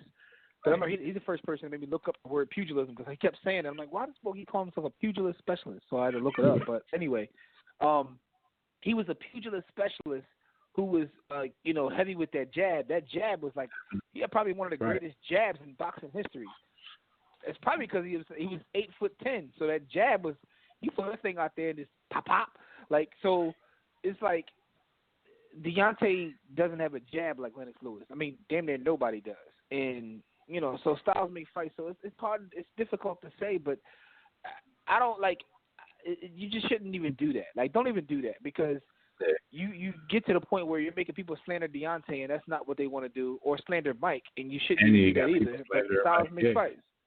Yeah, and that's the thing though. Like when you become really invested in somebody's success, you take everything as an insult. Like there's no lies being told when people say Deontay Wilder is not that good of a boxer, but his record speaks for itself. Like if you have a weapon where, especially in, with today's heavyweights, where you don't have to be a great boxer and you're still knocking everybody's heads off, like I don't see why people waste so much time on social media trying to prove something that isn't true. You know what I'm saying? Like I'm watching these dudes. I didn't even want to get into the discussion yesterday because a lot of people, swear they know what they're talking about when it's obvious that they don't. But it's like it's really no use getting into all of that. Like if you look at just the era, Mike Tyson, even if you weren't a boxing purist and you think a lot of these names that he fought were tomato cans, which, when people say that, like I really don't understand that sentiment either. Their skill levels were very superior to a Deontay Wilder. But did they have the power to where it didn't matter? Like, okay, I'm going to catch this dude at some point. They don't have that. No, like I saw two people arguing yesterday. To me, it's really it's so many things coming into play when you start to have these boxing discussions, right? It's also the and not to take up for the millennials or the young cats that back Wilder, but it's still a lot of that get off my lawn adage too, because I remember Mike Tyson was my day. I remember talking to like the old heads, and they would slander Mike, kind of the same way that some of our generation is slandering Deontay. They would tell me Mike wasn't that good of a fighter. They say I missed Muhammad Ali in his prime, and they would say I missed anybody with they were because they were comparing him to Ali. They were comparing him to Ali, which is like God in boxing. So it's like, I guess if you compare him to Ali, I guess nobody has come on, man, like it's unfair. But I some of the old heads would say. I saw people our age saying that Mike Tyson wasn't that skilled of a fighter. I'm like, well, that's the weirdest slander I've ever heard in my life. Yeah, Mike was a lot of things, but he squandered generations what could have been man, the greatest career. But man, like as mentioned in Sports the Book, each generation thinks that what happens in their generation is the greatest. Like it's the whole LeBron versus Mike thing. It depends upon who's what when you come up. So. I remember cats back in the day talking about, Ali and Norton and Frazier and Foreman, and like they name these names and they say Mike didn't fight anybody because he wasn't fighting, cats of the caliber I just named. And, then a generation goes and we say Deontay's not fighting, Spinks and Holyfield. Like, so the same thing applies. So there'll be another guy come up 10 years from now who will say it's not as good as Deontay. They're going to be like, Fury and Ruiz and Luis. Yeah, exactly. Ruiz, Fury. Like, so I mean, it's just what happens, man. But that's why I come on here every week and I try to say the same thing, man. People aren't as great as some people make them to be, but they're also not as bad as some people make them to be. The truth lies somewhere in the middle, pretty much with all of these debates. So, but you have to just put things in their proper context. Deontay Wilder, regardless of what we want to say about Mike Tyson, he's beating people who are in front of him right now, and that's all he can do. He can't fight ghosts.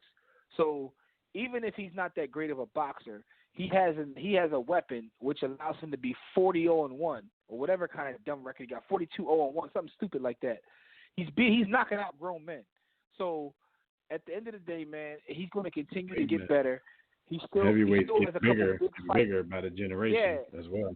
He still has a couple big fights that he has to do. So I just want to give him props because he's doing what he has to do. Like, I mean, some of the Deontay fans are making it unfair. Stop comparing this boy against Ghost. You can't. It's something that'll never happen anyway. It's like this NFL team. They're not playing. It's all speculative. They're never going to fight. But that's the thing. Like, I just see what people try to dredge up to make points, and it's hilarious to me. Shout out to the homie Court. He brought Buster Douglas into the fray, of course, because Buster beat Mike. And he's asking people on our page if Buster Douglas is a better boxer than Deontay Wilder. People are coming and they're talking about the context or lack thereof of the post, and it really did lack a lot of context.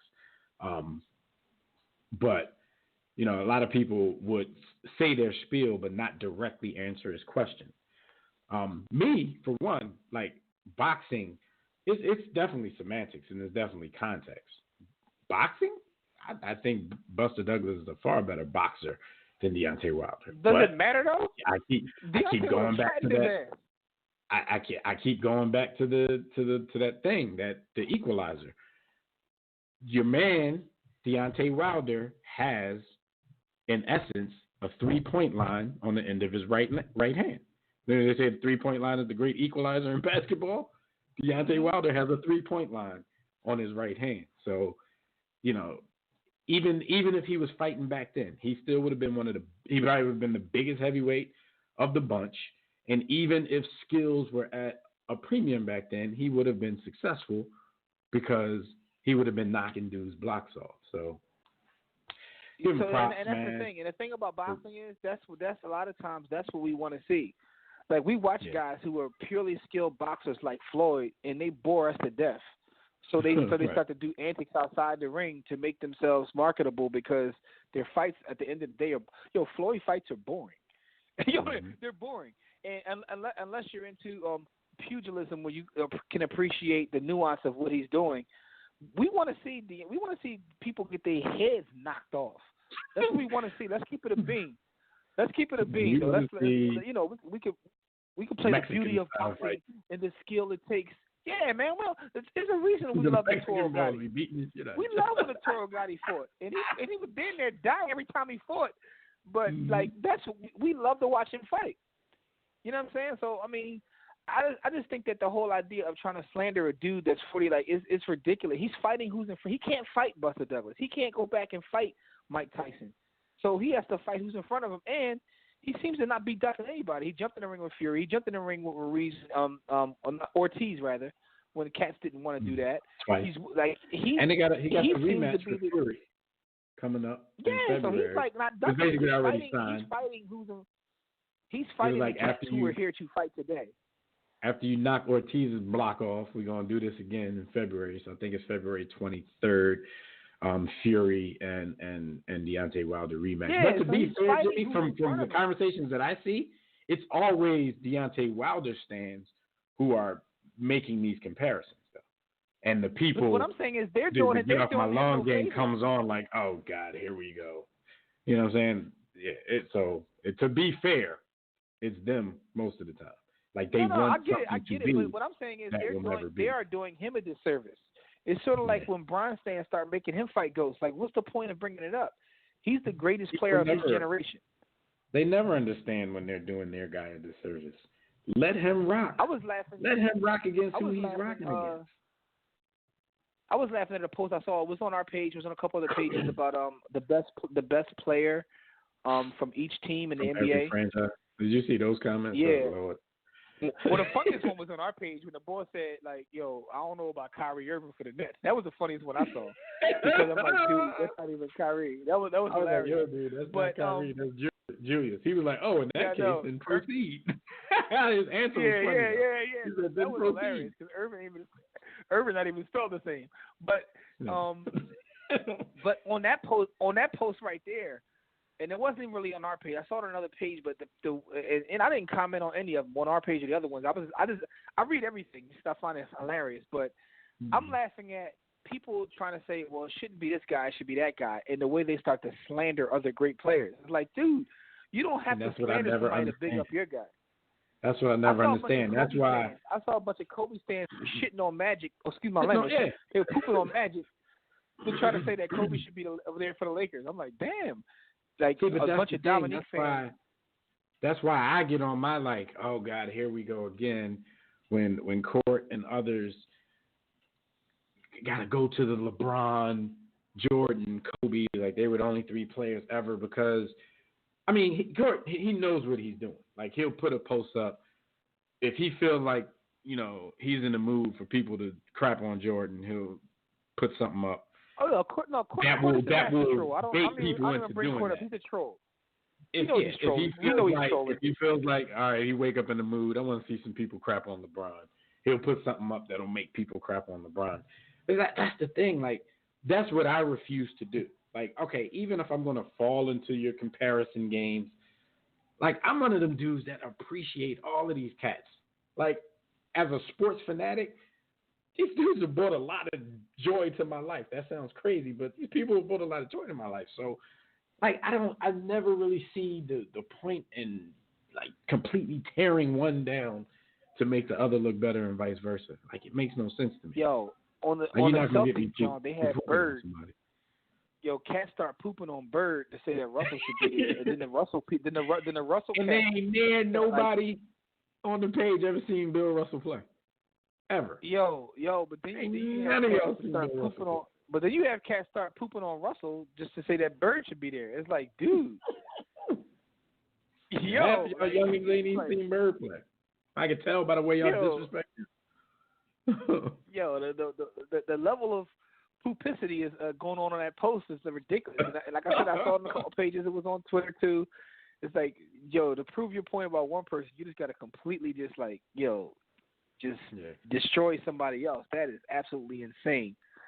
But that's why I really don't like what the page has become, because every post from page members is like, it forces people to do that. I mean, the people are their own. But you know what though? But you know what you're doing. That's why. That's why I made that meme up, man. Sports Talk is dead, because that is not just our page. That is a microcosm of everything. That's what they do on all these daytime shows now. I know, like but you know, when I used to control, hyperbole and you too, we used to control the topics. We used to try to steer away from that. But it's like, you know, when you let people do it, they come from these other pages, and then our page just starts looking just like everybody else's page. But it's no way, because even when we try to do it, they would go into that post and somehow turn our conversation into that. They can turn our conversation. There is no way to have a great conversation. Even when we do like a HOF or FOH, it gets it to either be like a complete bash fest, or somehow Mike versus LeBron. Like, yo, we talking about, is Reggie Miller a Hall of Famer? Or we start talking about how Mike better than LeBron. Like, you can't control it. Like, the internet sports talk, the internet killed it, because even with like the major networks, they got the Twitter thing rolling across, and they take these topics and it's hyperbole and hot takes. By the way, I know somebody gonna steal my idea for a name of a show, hyperbole and hot takes, but you know, y'all steal my ideas all the time anyway. So trademark that's all painting. it is. Hyperbole and hot takes. Yo, I'd be scared to post, like, if LeBron does something positive in the community, or Mike, you know, since he's on that these days, does something positive in the community. I'm like afraid to post those, because it's going to turn into Mike versus LeBron. Yo, because I have something I was going to post today, and I'm still going to post it, because I know half of y'all sleep ain't listening anyway. I'm going to post this the picture I showed you the other day, and I'm going to caption it. I'm going to say, this is the most disgusting picture in the history of sports, which is Patrick Ewing and Elijah Wan going head up when Patrick Ewing played for like the Magic and Elijah Wan was with the Raptors, because that picture is totally disgusting to me. Yo, so I'm gonna post that. I'm gonna post that on our page, and I want to see how fast it turns into who was better between the two, and then somehow Shaq to get pulled in. Exactly. That's what cats do. And then you know where it's gonna end. It's gonna end with Wilt playing against 5'9" dudes. Yo, y'all are so dumb. Y'all are so dumb. All right, man. Y'all pure comedy to me, dog. Because I kind of do. I want to get to these couple of these grind topics real quick. So real quick, the middle game, the Cowboys hosting the Buffalo Bills. This game has a lot of playoff implications for the NFC least, because as terrible as the Philadelphia Eagles are right now, the Dallas Cowboys are only a game ahead of them, and they have yet to beat a team this season with a winning record. The Buffalo Bills have a winning record at 8-3, but I think they're probably the team in the league with a winning record that the most people probably don't believe in. How do you pick this game? You think the Cowboys will hold serve and keep the Eagles tough for me. At stiff arm's length? This is tough for me. I'm going to tell you why this is tough for me. Dak Prescott is actually my fantasy quarterback. And my other quarterback is Allen. My other quarterback is Allen from Carolina. And generally speaking, I have this rule in fantasy where I just play the best player. I don't play matchups. But this is one of them Jones where it's difficult to do because I'm looking at Allen versus Washington and Dak playing the Bills. But I'm just gonna stick on my guns and put Dak in there. Bills have a stout defense. If you're gonna have success against the Bills, it'll probably be on the ground first. Exactly, exactly. But I also know how that plays out too. When you start playing matchups that way, and when they give up fantasy, that's when you get trashed. Yeah, that's why I just go by the thing. Just put your best people in and just let it ride. But anyway, So, no regrets. But with that being said, watching the Bills play, their strength is their defense. Now, I think I'm going to go with Dallas only because they're at home. Dallas hasn't really proven this season that they can beat a winning team, but I think part of me is not believing in the Bills. Now this will be a game that the Bills can make me a believer. If they go on the road on a Thursday in the Dallas and beat the Cowboys, and then I got to start taking the Bills serious. And I mean, I'm not completely disrespecting the Bills because I watched them play the Patriots, and but see, the Patriots' offense has proven to not be that great. But when they played the Patriots and they was right there with them, I was like, okay, the Bills are actually for real. But that's the thing. I'm there with you. Something to me about the Bills. I'm there with you on 100%. Every point you just made, and the Bills, contrary to some teams with great defenses, they usually don't have much in the way of offense. The Bills don't have a terrible offense. It's just not terrible there yet. Yeah, they're nowhere near on the level of that defense. They have a young quarterback who's still learning. So he's going to make plays. He's going to make mistakes. But I'm with you. I'm going to take the Cowboys on this one. I think they get their first win against a winning team. Backs against the wall at this point. Though. Because the Eagles got Miami Dolphins. So if you need a team to help turn your season around, the Dolphins are it. And the Eagles' schedule is a little easier than the Cowboys. They got to win. If the Bills somehow pull this out, we got to start taking them serious. We got to take them serious, and then we just got to be like, all right, we gave the Cowboys too much props again. Yeah, pretty much. We do it every season. Yo, is Dak trolling now? Because the whole thing with Dak doing that stretch that he was doing and it went viral. Now, or maybe he's always done it, and now that it seems they keep showing it because ever since then, every game they show it and he's doing it. Yeah, it's a Kaepernick thing. It's a Kaepernick thing. Kaepernick was sitting down for the national anthem long before they caught him on camera. So now it's a thing. Now you pan on the sidelines to see if he's to see Dak doing his Latino stretch. They call it like he dancing to salsa music. So but anyway, man, we'll see what happens there, man. But I'm gonna go with the Cowboys because they're at home. All right, I'm gonna go with them as well. And in the late game, you got the Falcons, who actually shot the Saints when they were rolling. Beat the hell out of them in Week 10. I think it was something like 26-9. Even though this is in Atlanta, even though Chick-fil-A might be open, so the fans might be happy, I don't see the Saints dropping a second game, even though the Falcons played them tough all the time. I don't see the Saints dropping a second game to the Falcons, especially the way that they snuck up on them and embarrassed them last time. So I'm going to go with the Saints on that one. I'm using the same exact logic you did because if the Saints would have smacked them in the first game, I would have gave the Falcons a shot. But, first of all, beating them twice, it's a division game. Beating them twice is difficult. Now, granted, you did beat them on their turf, but the Saints, if the Saints are who we think they are, then they got to win this game. They got to come out and they got to win this game. And, the Falcons look like they were on a roll. And then last week they realized, we the Falcons. You know what I'm saying? So I'm going to go with the Saints. All right, so what happened this week while everybody was on the grind? Yes, sir. We're only on the grind for a couple of days because of the holiday. Yeah, I know. It's been a short grind, pause, but nonetheless, it has been a grind out there. So we got to talk about what happened this week while you were on the grind, like sixth graders. Yo, sixth graders at a basement party. Yo, shout out to, I'm not going to mention your name, but yo, while you were on the grind, is brought to you by Sports the Book. the best sports book ever. Just that simple. But I want to get a couple of these topics in, so we got to move because we are running out of time. But Patrick, first of all, as the blogs call it, which I find funny, because if you play in the league, you're a star, because they call him NBA superstar Patrick Patterson. Like, I guess just making the league makes you a star. But after he said this, some people were like, the people who were offended by it, they started writing blogs like NBA bench warmer Patrick Patterson. Yo, I was more offended by them calling him a star than what the comment was. But anyway, he referred to black women as bulldogs, and he put up a post about himself and his non-melanated queen. It was her birthday. And giving her a birthday shout out, and you know, a young lady commented on there like she wouldn't even be with you if you were in the NBA. And he commented like, you know, he started getting smart with her, like, what you want me to be with a bulldog? Like, you know, took on a life of his own.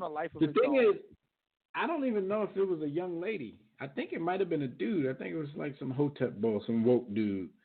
Let me read the exchange. So it could have been two, because I did see a chick, because I actually went to the poll. I was a chick, but I mean it was both. I mean, everybody was going at his neck basically. Right. So like Jimmy said, he put up the photo of he and his wife. It said, in all the world, there's no heart for me like yours. In all the world, there's no love for you like mine. Happy anniversary. So it was her anniversary, their anniversary. So somebody came on and said, but it's not, well, the conversation had already been going, but it said, but it's not though, bro. You grew up loving our women. Why wait till you get some real money for your perspective? And even if you wasn't in the NBA, worked at a Walmart in Toronto, you wouldn't stand a chance, bro. You just became another statistic. I bet she's the only one in her family history to date a black guy. Stay woke, my guy. So, yeah, I wouldn't even talk about that. I never made it to the NBA, I would have never met her while playing for Toronto, but why does it matter? Love is love at the end of the day. But earlier in the conversations when he said it, he was like, you know, what am I supposed to settle for, a bulldog? You know, basically saying love is love. I didn't even see the comment you were talking about. I was talking about a different comment, but that comment is even funnier because dude is like trying to give him like love at the same time he's pooping on him. Like, yo, stay woke, my guy. Like, this, that, my guy. Trying to be but rude. my guy is funny.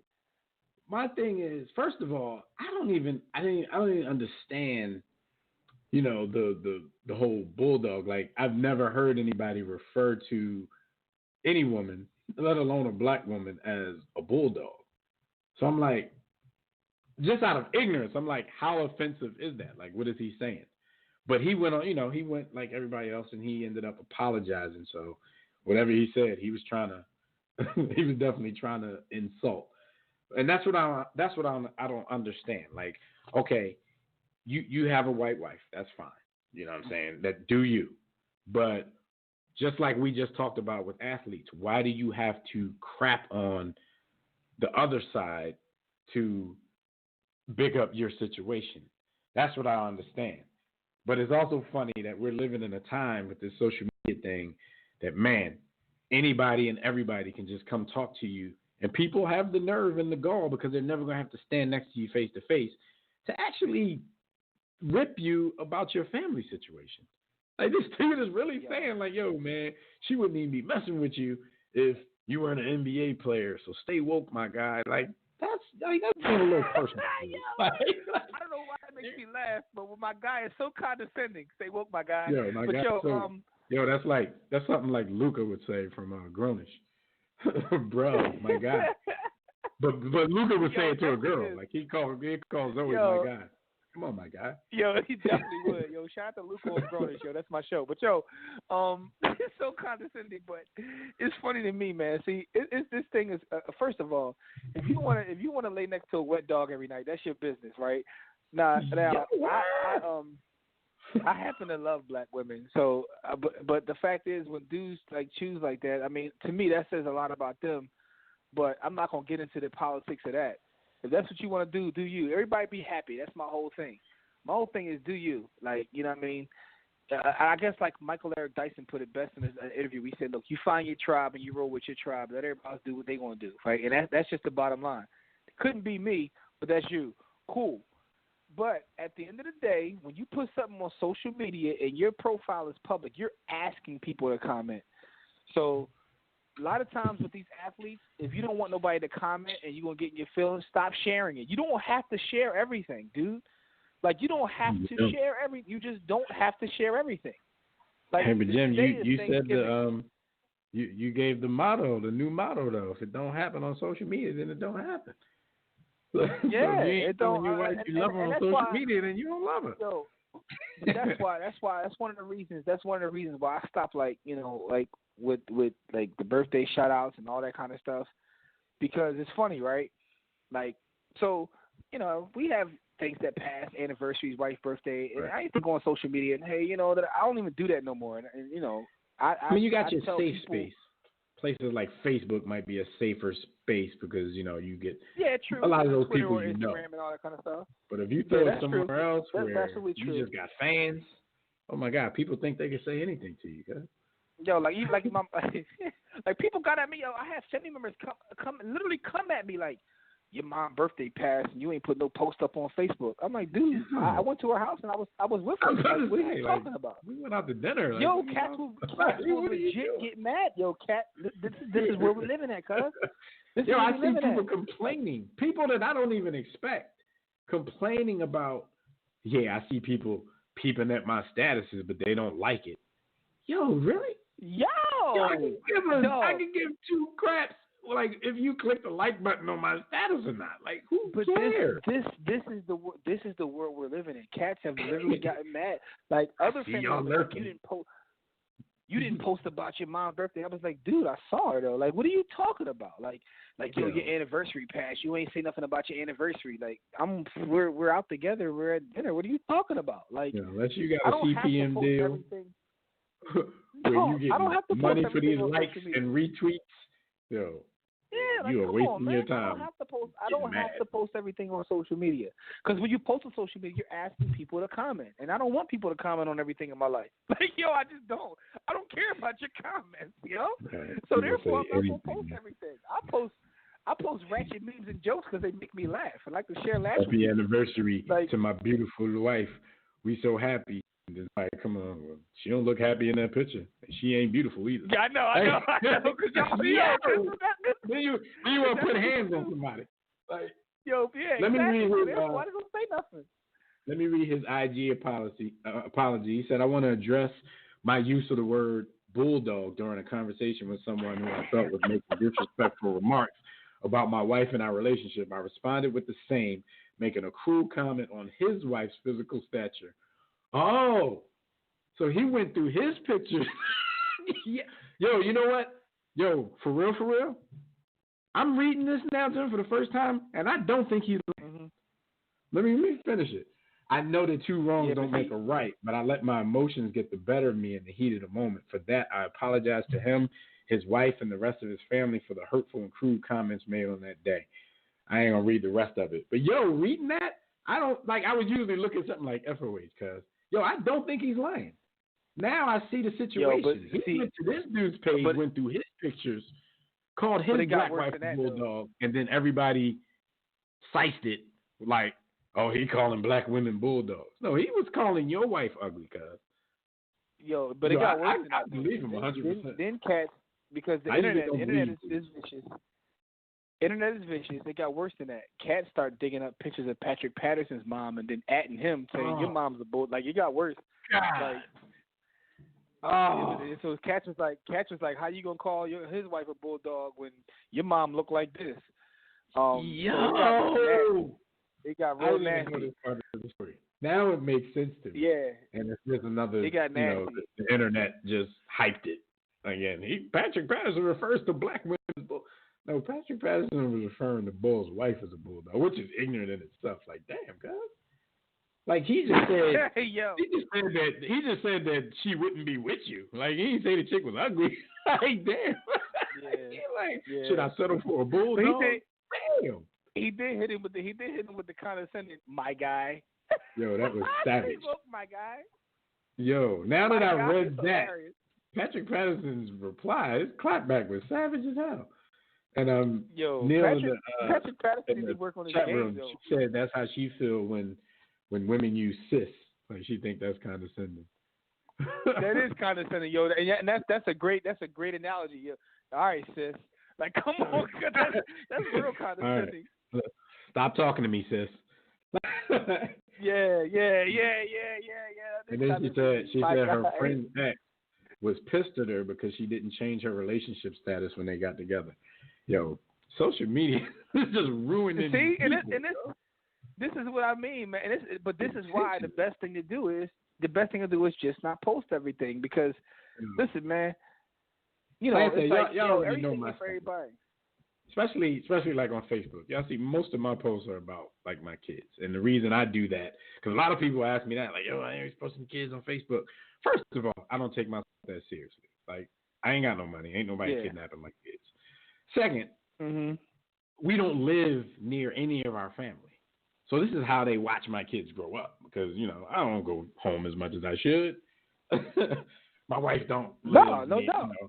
You know, nobody except for her brother lives near us. So this is how people get to keep up with us.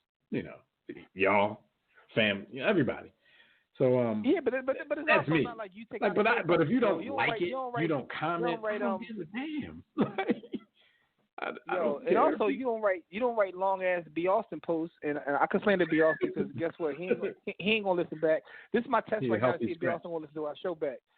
B. Austin, you ain't gonna listen to our show back. Prove me wrong by saying. B. Austin has never heard an episode of The War Room. Yo, so B. Austin has never heard an episode of The War Room. Because B. Austin be writing them long ass soliloquy. Well, he used to. He kind of slowed down with that, but he used to write long ass posts, which some people do, where they pontificate and you ask for people to comment. Like, listen, and that's another thing. Even with social media, if that makes you happy, go ahead and do that too. Like, I don't even care if you want to draw. If you want to draw with social media, draw with social media. But understand when you put something on B. Austin joint, are people saying, I ain't reading that long ass shit. Yo, exactly. But yo, my thing is, even if you want to draw with social media, go ahead and draw. But just understand that everything you do in life, you know, you have to deal with the consequences of it. If you put up stuff and people comment, you ask for that. So the way I deal with it is, I don't put up stuff. So therefore, I don't have to ask for that. Like, I could deal with the consequences because I ain't putting nothing out there. Like, some of y'all gonna put up pictures of y'all ugly food today, and somebody gonna tell you your food is ugly. Yo, people gonna slander you because you got a paper plate. But yo, straight up, some of y'all gonna put up y'all paper plates. And I don't find anything wrong with it. I got 40 people in my house. You damn right we eating on paper plates. Who washing them dishes? Exactly. Some people be like, yo, shout out to paper plate. But if you put it up there, shout out to paper plate. Yeah, paper plate. I use paper plates every day in my life.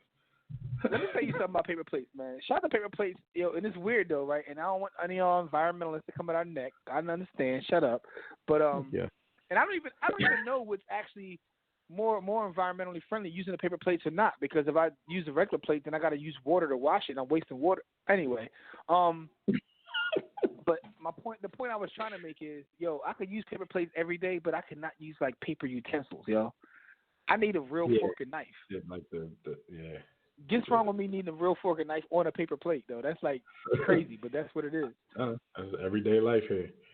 All right, we about to roll out, man. Just shout out to Allen Iverson, man. His alma mater, Bethel High School in Hampton, Virginia.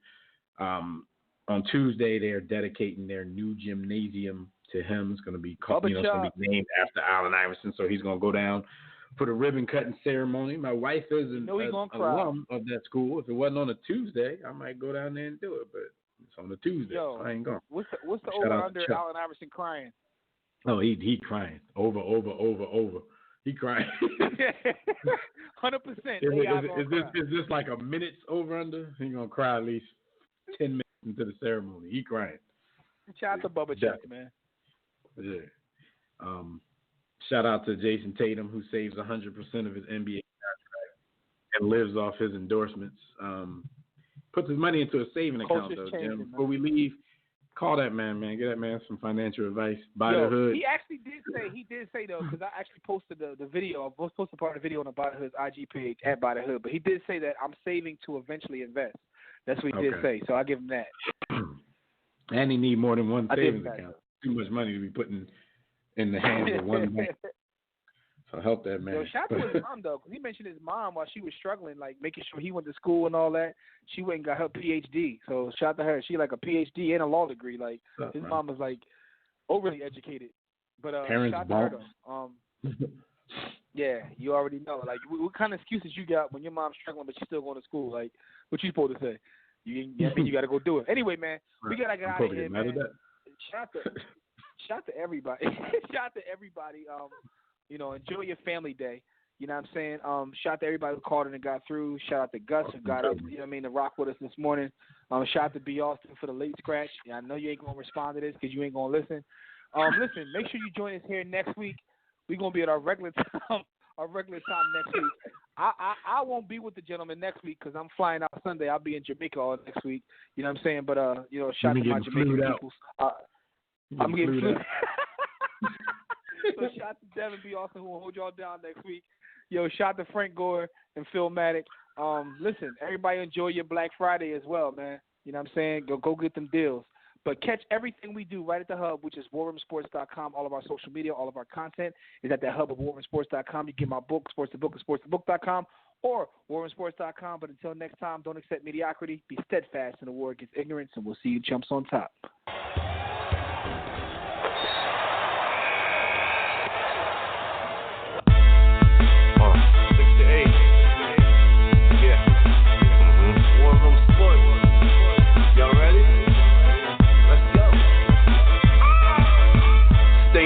Jimmy, know the blueprint.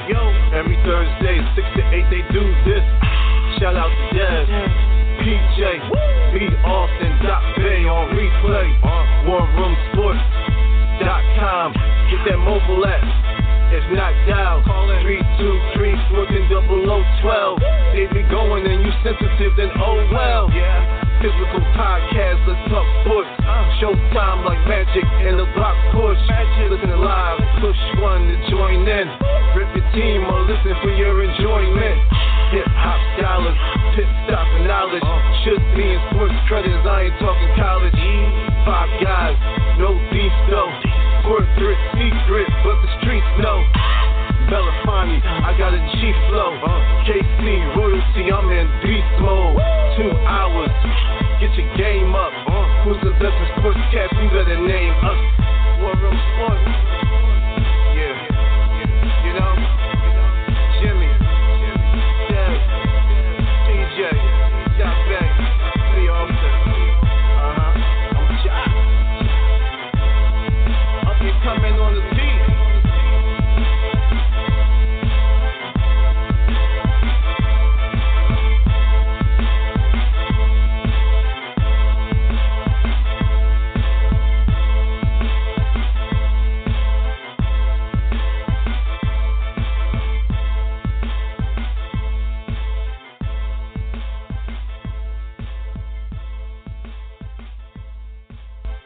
War Room Sports, www.warroomsports.com. What? Ain't no more to it.